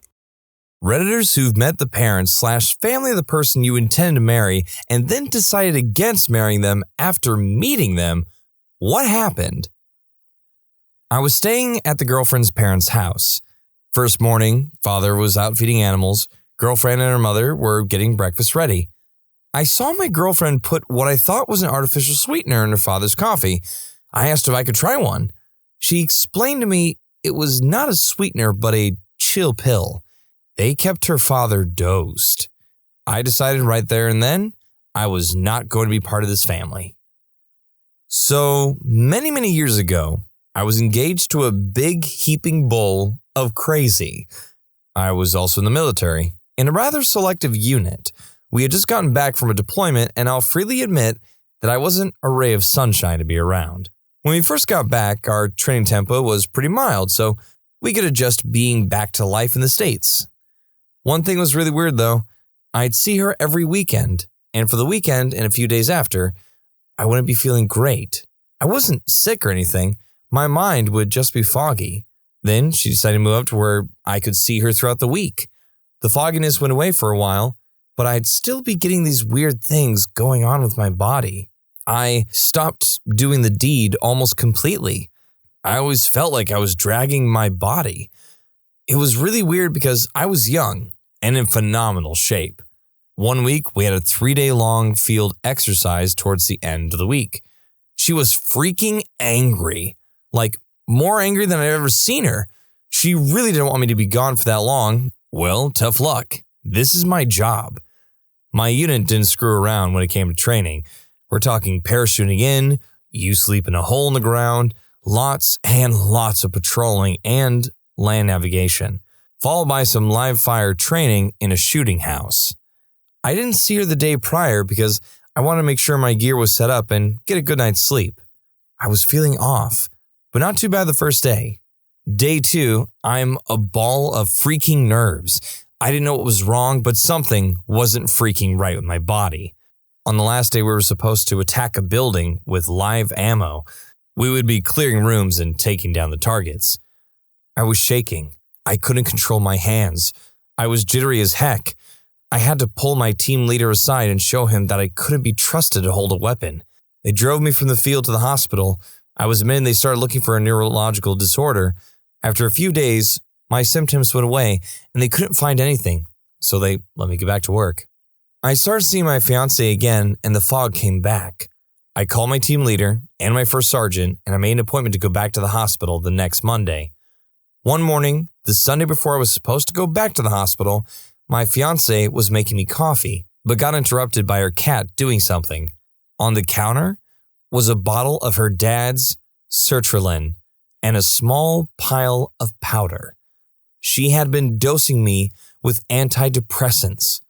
I was mad enough to end her right there and then. I had jumped out of an aircraft while on mind-altering substances. If I had tried to tough out the shooting house, I could have hurt someone. Not to mention being on unauthorized medication while holding a security clearance, I thought I was developing a neurological disease because my fiancé was poisoning me. I told my TL and my first sergeant what happened. They cleared it with the rest of the guys. I didn't end up making a criminal complaint. What she did was commit multiple felonies because I just wanted that psycho out of my life as quickly as possible. Her excuse was that she thought I was depressed after coming back from, combat. So she figured she could dose me so I would be happy, not realizing that's not how that crap works. I dodged a freaking Minuteman missile with that lunatic. A guy friend actually convinced me to break up with my boyfriend because of the family trends. My ex's father was always away on business, and his mom was a super cute, bubbly teacher. She would go out with her female teacher friends at night, and the dad would get super jealous and have massive phone fights. My ex and his sibling became super possessive of their mom and hated their dad to an unhealthy level. They thought both their parents were probably having affairs. My ex was 18 and had never done a single chore in his entire life. Their pets crap all over the house, and the mom cleaned everything, even my ex's bedroom. Our mutual guy friend took me to lunch one day and was like, "Seriously? Is this the future you want? I mean, he's a cool guy, but the dude is seriously a terrible boyfriend and will be the worst husband." Turns out he had been cheating on me the whole time with 2 girls that were best friends. They just switch off days they commit the deed with him. I married him anyway, but from the day I met his mom, she hated me. She would rave about how much she adored his brother's girlfriends, but hated me. I tried so hard, but she didn't let up. My husband is her favorite and she has an unhealthy attachment to him, so I think it's not personal and more along the lines of no girl would ever be good enough for him in her eyes. She's a witch though. She once faked a severe panic attack to keep her son's attention on her not me. The doctors at the hospital could see right through it, though, and knew she was faking. She called my husband the night before our wedding and told him if he married me, he would be miserable for the rest of his life. When we went home for Christmas, she tried to hook him up with her coworker, her married son, while I was right there. We rescued a shelter dog, and shortly after he broke a leg due to malnutrition in his neglectful home. She told everyone that I didn't want to pay the vet bill and asked the vet to euthanize him. She laughed at me when she learned I was depressed. She told me I was being dramatic when I started crying after receiving news of my grandpa's passing. She tells everyone that I come from a poor family and married my husband so I wouldn't have to work. I don't work right now because we just moved for his job. In reality, my parents are wealthier than her. She tries to belittle me, but it honestly doesn't bother me at all anymore. I laugh when she does, and it really makes her mad. Intended to marry my ex, but after meeting his mom a few times, I really couldn't do it. She was extremely possessive of her son and never smiled when I'm with them. I was the blame for her son not eating properly. I always cooked healthy food for him, sleeping properly. He worked 16 hours a day. Dressed properly. I ironed his shirts for him when he was too busy to do it. Any blame you can think of. She was also a single mom who has had 2 sons with 2 different ex-husbands and had lots of drama with both. She wanted to retire at 45 but didn't have a stable income. So my ex had to give her money every month so she can retire and not work. All in all, I couldn't see myself dealing with the mom, so I eventually broke it off before it was too late. You know, the more I'm looking at the reasons that the mom is so angry at this wife-to-be, it sounds more like that lemon grab from Adventure Time. It's like, how dare you feed my son vegetables and good meats? This is unacceptable! His mom was incredibly overbearing and controlled what he couldn't do by constant guilt tripping and made up stories. She would drape himself on him for snuggles to the point where it was awkward. I have children of my own, and I don't clasp them to my chest and sigh about how wonderful they are when their friends are over.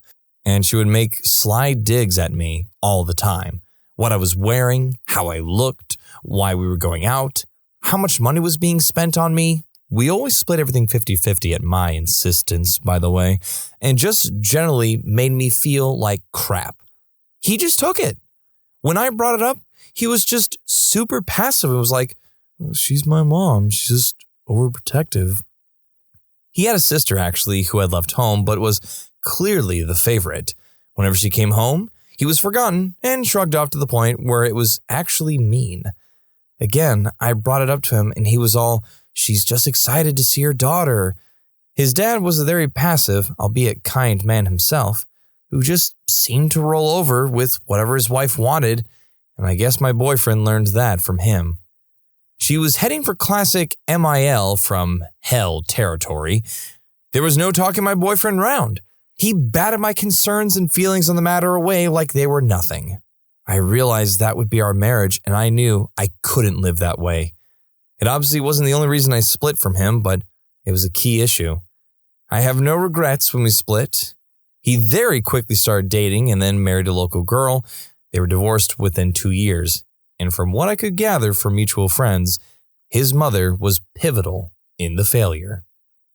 That's the second one. What's with all these horror stories from moms? Are they all like the stepmother from Cinderella? Yes, good. You'll stay with me for eternity. You'll never find love. Oh no, now I'm just turning to Tim Curry for a second. You'll never find love. We weren't at the marriage stage of things yet. Gay marriage wasn't legal back when this happened. But we had been dating for over a year and were considering moving in together. Apparently, my girlfriend had always used a gender-neutral nickname for my name anytime she talked about me to her family, and she never corrected them when they said he. But after a year of us dating, we were finally going to have a family dinner with them. She had already had dinner with my parents and they loved her. And when I showed up, her parents had a really sour look in their face. Apparently, she hadn't told them that I am a girl until about 2 hours before the dinner was supposed to happen. Her parents weren't exactly against the idea, just severely disappointed that they wouldn't be getting grandkids. Girlfriend was an only child, and that soured the mood for dinner. Honestly, I'm sure they would have come around eventually, but that whole incident told me that my girlfriend wasn't ready to be out of the closet yet. One of the discussions during dinner was, don't tell grandma, and I wasn't going to move in with someone just to be the roommate to most of the people they know. I told her that I'd rather live by myself for now, and she got upset, and we had a fight and ended up breaking up. Dated this girl for 2 years. She was cute, but a little off, as in she would cut herself superficially, then talk about how much better she felt. Whatever, I was 19, and if you look past that, she was great.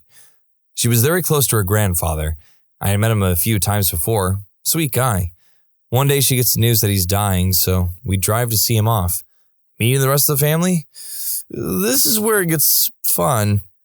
Her mom didn't strike me as particularly crazy at first, but once I sat down to talk with her, she started getting overly sappy, talking about marriage, but no kids! Kids are the worst thing that can happen to you! Okay. The aunt just wanted to argue with everyone about everything and belittle her grown adult nieces and nephews. Her sister was very obviously a naughty worker and almost always had some illegal substances around the bottom ring of one nostril or the other. She also brought a bouquet that completely filled the tiny hospital room. The lady passing next to Grandpa was not amused. Her brother offered me a slew of illegal substances while I was there. Much appreciated, but calm down, man. And as Grandpa laid there struggling to hold on to the last threads of life, he got to watch his entire family fall apart, mostly arguing over which of his possessions would go to who. There was also some rumors that Grandpa did an unspeakable act to some of his family members. This made his bedside as well. It was probably the most messed up last days a person has ever experienced. I left early because I couldn't stand it anymore. Too much drama over a dying man. I had been contemplating how to break up with her the following few weeks after all that, when she started hanging out with her manager at work, and after work, getting rides homes with him, and more. And doing the deed. Good riddance. Meeting his family was one of the last straws, and certainly brought up huge red flags. His father was incredibly cruel to him growing up. My boyfriend was an only child that his father never wanted. His dad was obsessive and needy towards his mother, and basically wanted all her attention at all times, and was jealous of the child they had together. I could see some of these obsessive and needy tendencies in my boyfriend, and I knew he didn't want kids, and I did. If we had kids, I was afraid he would react how his father had. Maybe not in a cruel way, but I was still worried. We ended up breaking up for other reasons, but this definitely influenced it.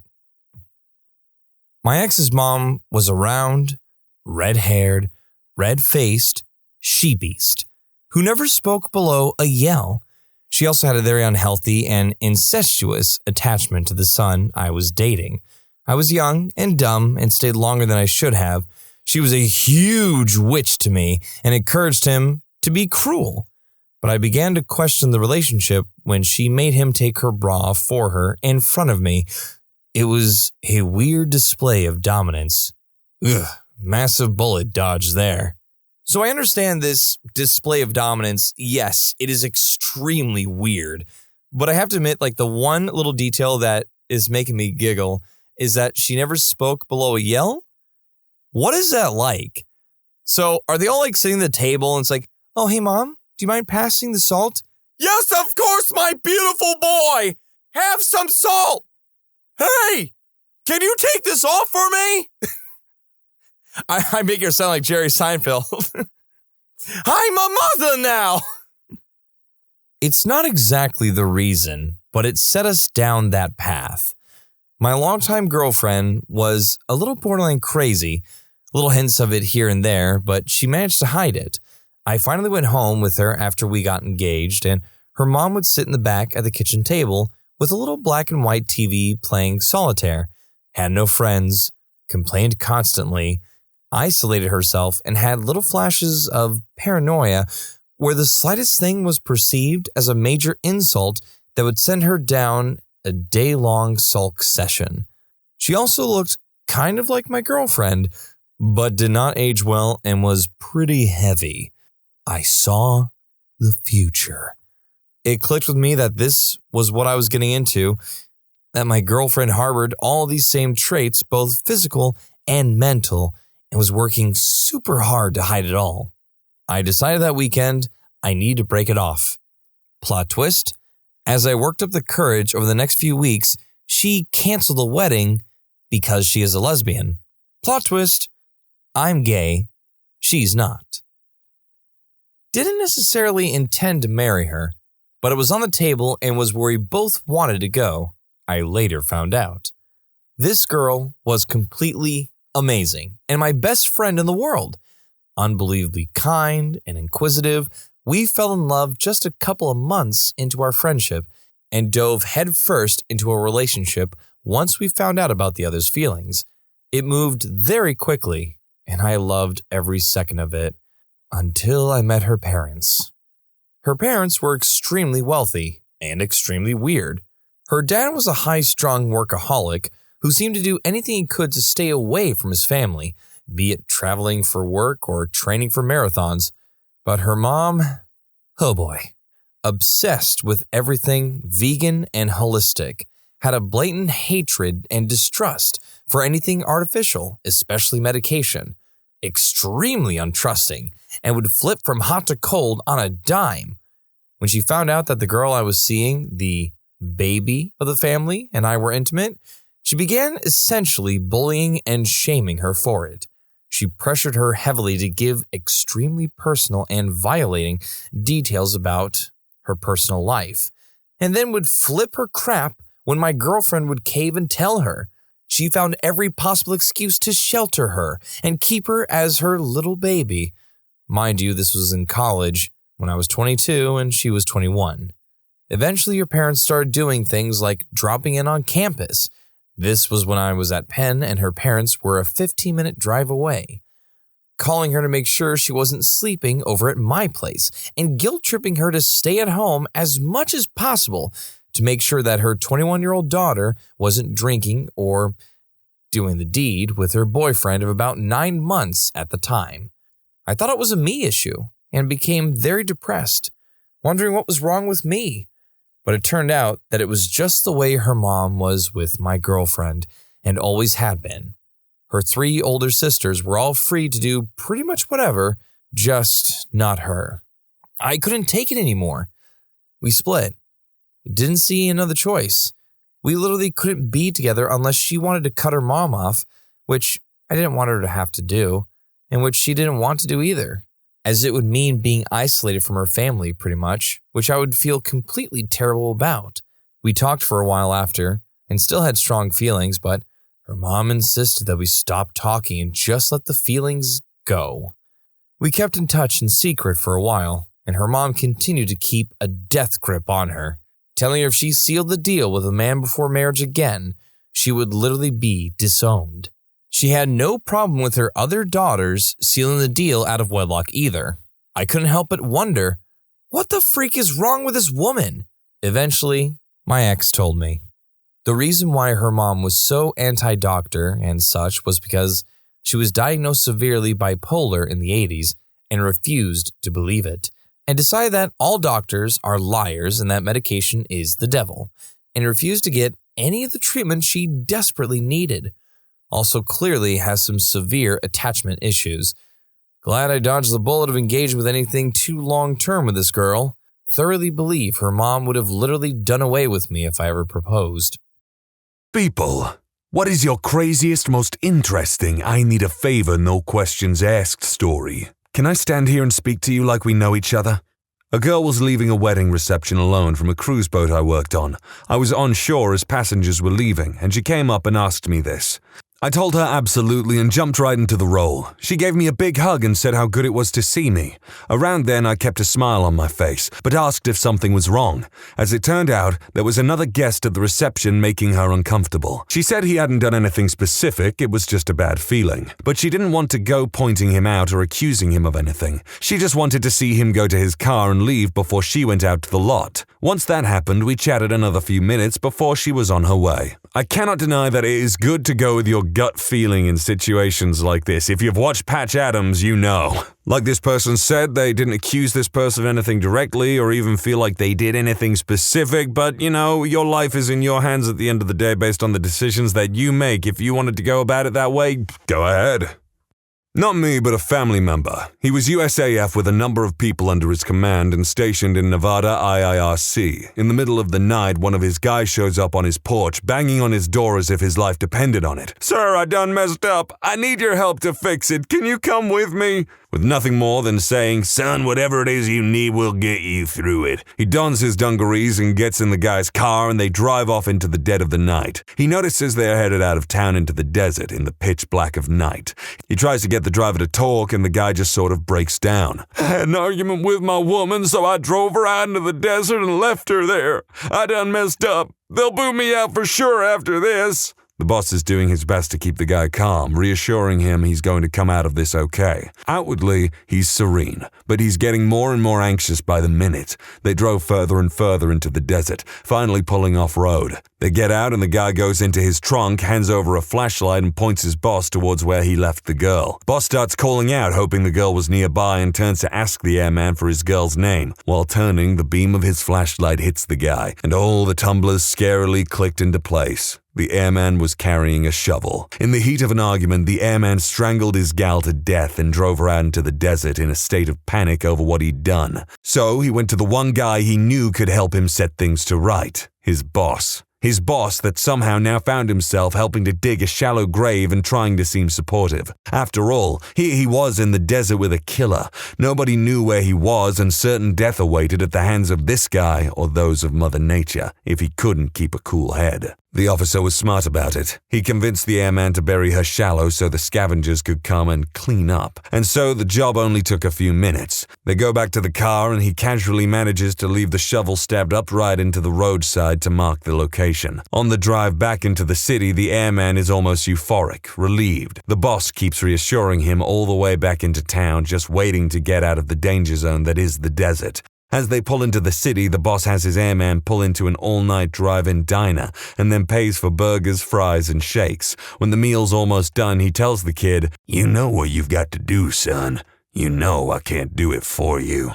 The guy kind of nods, walks over to the payphone, and calls the cops to confess. Yeah, the instant that they said, left her in the desert, I was just like, oh man, she dead.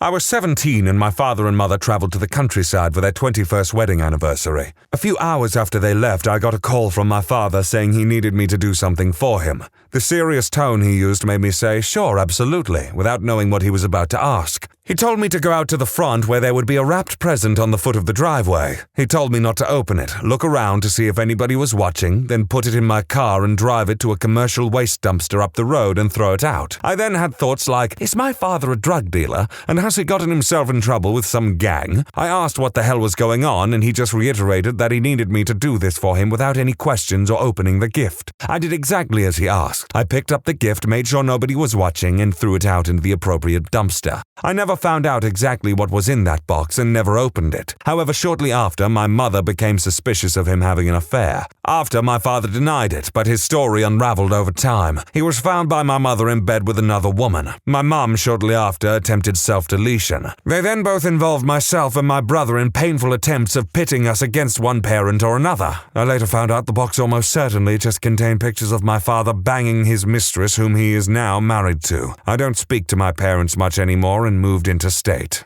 I'm not sure if this person is English or not based on the way they wrote mum, M-U-M, and the talk of the countryside makes me go, oh, this person's totally freaking English, but then they mention moving interstate and I'm like, oh, they're American? Or maybe they're an English person who lives in America.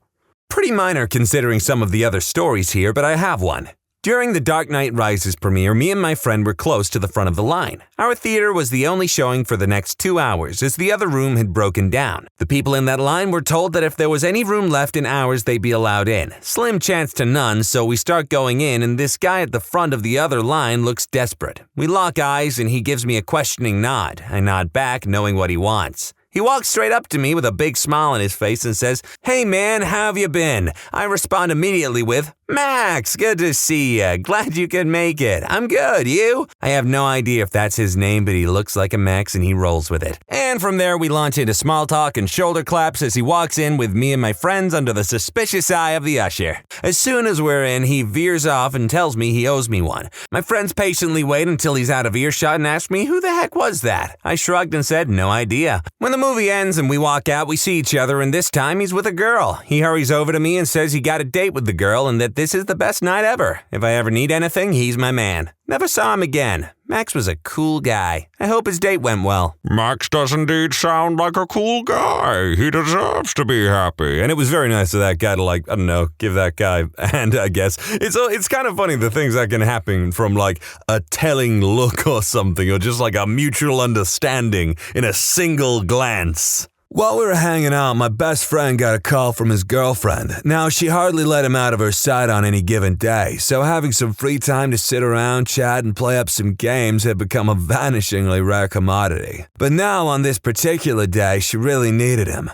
She didn't have a car and needed him to drive her and take her somewhere right away. He went, of course. She told him she needed to go to an interview with a college she'd applied for and had forgotten about it, and she needed a ride. My friend took his girlfriend an hour away to the college, called me to chat, and picked her up again a few hours later. It turned out later that she had him drive her to the campus, cheated on him with another guy at a place a few blocks away, and then had her boyfriend drive her home after she slept with this other dude. And that was the story of how my best friend realized he was in a failing relationship. No, wait, he stayed with her 4 more months and rented a place next door to be closer to her before she broke up with him the next day after he moved in. Because my friend was in love and she wasn't. That is absolute top-tier harlot behavior. I mean, using your boyfriend as a key instrument in the process of cheating on him is downright nasty. Been waiting for a chance to share this one. Earlier this year at around 1 a.m. on a Wednesday morning, I get a call from a friend who lives nearby. He was in a total panic, and the only words he could get out to me were, "Dude, open the gate and turn off all the outside lights. Hurry!" Half asleep, I ask him if this is some kind of prank, because you know us guys, fool with each other every now and then. He responds with, "Just effing do it." I decide to comply, still in my boxers, turning off the outside lights. Now, just to add some detail, my house is right next to a traffic circle, so I go outside to the gate to see what's going on, and to my amazement, my friend comes speeding the wrong way around the circle. Halfway into making the turn, he turns off all his lights, turns off the car, and rolls into my driveway through my gate at a serious speed, shouting out the window, "Close the goddamn gate!" About 5 seconds later, I see a police car come speeding by, sirens and lights and everything. As I look back to his car, he emerges with a victoriously smug look on his face, shirt and pants covered in vomit, steering wheel covered in vomit, and the smell of Stro rum making my eyes water. He looked at me, I looked at him, he nodded, I nodded. He asked to use my shower and sleep over. 5 weeks later, he totaled his car, drunk driving, and lost his job because he couldn't get to work anymore. Been sober ever since. And I truly believe it is honestly probably for the best that friend stay the hell off the road. I used to work at a college and somehow was talked into becoming a sponsor of one of the local fraternities. No Greek letters attached to this frat. It was basically just a bunch of dudes who pooled their extra cash and were legit as far as the small school is concerned. After acting as an adult sponsor for about a year, hell, I was only 24 at the time, I get a late-night call from one of the frat members saying, "We're screwed. There is a dude in the house with a piece and he won't leave." I'm kinda drunk and don't really want to get involved. I tell him to call the cops, but he's worried because if the cops come, we will all get expelled. He was probably right. It was a small private Christian school, so I say fine, I'll be there in 20 minutes. I walked across the apartment complex and knocked on Malcolm's door. Malcolm was a gangbanger from way back who, I can say this because I am confident in my heterosexuality, is the perfect specimen of a man. Over 6 foot, over 200 pounds, and simply fully shredded with muscles. I tell him the problem and he says, cool, let's go. 10 minutes later, we walk into the party. I ask who the dude causing problems was, find out and point him out to Malcolm. Malcolm walks up to the dude and says, you need to go. Dude looks up, sees Malcolm and says, yeah man, I was just leaving. The frat took a collection the next day and paid Malcolm's rent for the next 3 months. Malcolm was a bad mother. Maybe it's because they're just good Christian boys at a small Christian school, but it's kind of lazy that they had to call a dude to get one other dude to remove another dude from their party. I don't know how many people are usually to a fraternity. Like naturally, I don't know, I wasn't there, but the situation just seemed handleable. A friend who I hadn't heard from in a while calls me up saying he needs $200 and he'll give me $250 by the end of the week. He has his own business and owns houses, so I'm like, yeah, sure. Sure enough, at the end of the week, I get my $250. A week later, he asks for $600 and he'll give me $700 back. Seeing as he paid me back on time the first time, I'm like, sure, why not? A week goes by, no money. 3 months go by, with me calling him once in a while, etc. No money, and he's not picking up anymore. So I go, screw it. I go to his place, call him from my girlfriend's cell phone, and he picks up and says, yeah, he's home. I go to the building he owns where he used to live. He comes over all confused. I ask him for the money. He says all he can give me is $400. This avoiding bullpucky goes on for another 2 months. I go, screw it. Go back to his place again. Says he got robbed or some bullcrap. I think he stopped the chronic and started doing the hardest stuff, to be honest. Anyways, I agree to take his spear launcher, an estimated worth of $600, as collateral for the remaining $300, and while I have not seen him in a long time, I still have the launcher. Now, it may be debatable whether or not this transaction was actually worth it. You got 4 to 5 months of having to track and nag and follow up this dude for money, but in the end, you got a spear launcher, and cold hard cash is good, but a spear launcher is forever. Kinda silly, but I was at work one day commuting from home in a New York suburb to New York City, and my dad called me. He says, I need a favor, pick up a copy of the most recent Playboy on your way home, okay? I'll pay for it. I asked him, why? And he told me that sometimes when he asks me for things, I should just frickin' do them. Not angry, we're jokers. Turns out there was an article about someone in the wine business that he wanted to read. It was just a bonus that he could confuse the hell out of me in the process.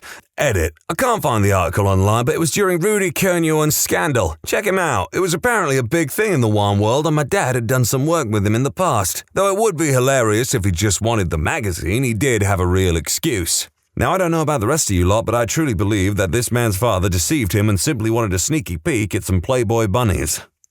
I live in a sketchy town with a lot of crime and homeless people. It's practically impossible to exit your apartment without seeing someone homeless. However, they're generally nice, and therefore I'm nice to them too. A few greet me when I walk by because I give them my leftovers sometimes. Well, one particular hobo and I are good friends. By friends, I mean we talked that one time when I was going home from a frat party and he told me I was eyed. Anyway, he saunters up to me one night when I was walking home and asked me to do him a favor. He wanted me to take another route home, but didn't explain why. Now, I typically don't follow instructions from the homeless in the middle of the night, but something in my gut told me to listen to him. Probably because for the first time since I've seen him, he looked sober. So I did. The next day, I heard by word of mouth that a woman was graped minus the G. I don't remember if it was also a murder or not on the route that I was going to take. That woman could have been me. I never saw Hobo Bro again after that. Now, there are 2 reasons why you may have never seen Hobo Bro again, and that's all I'm going to say on the matter.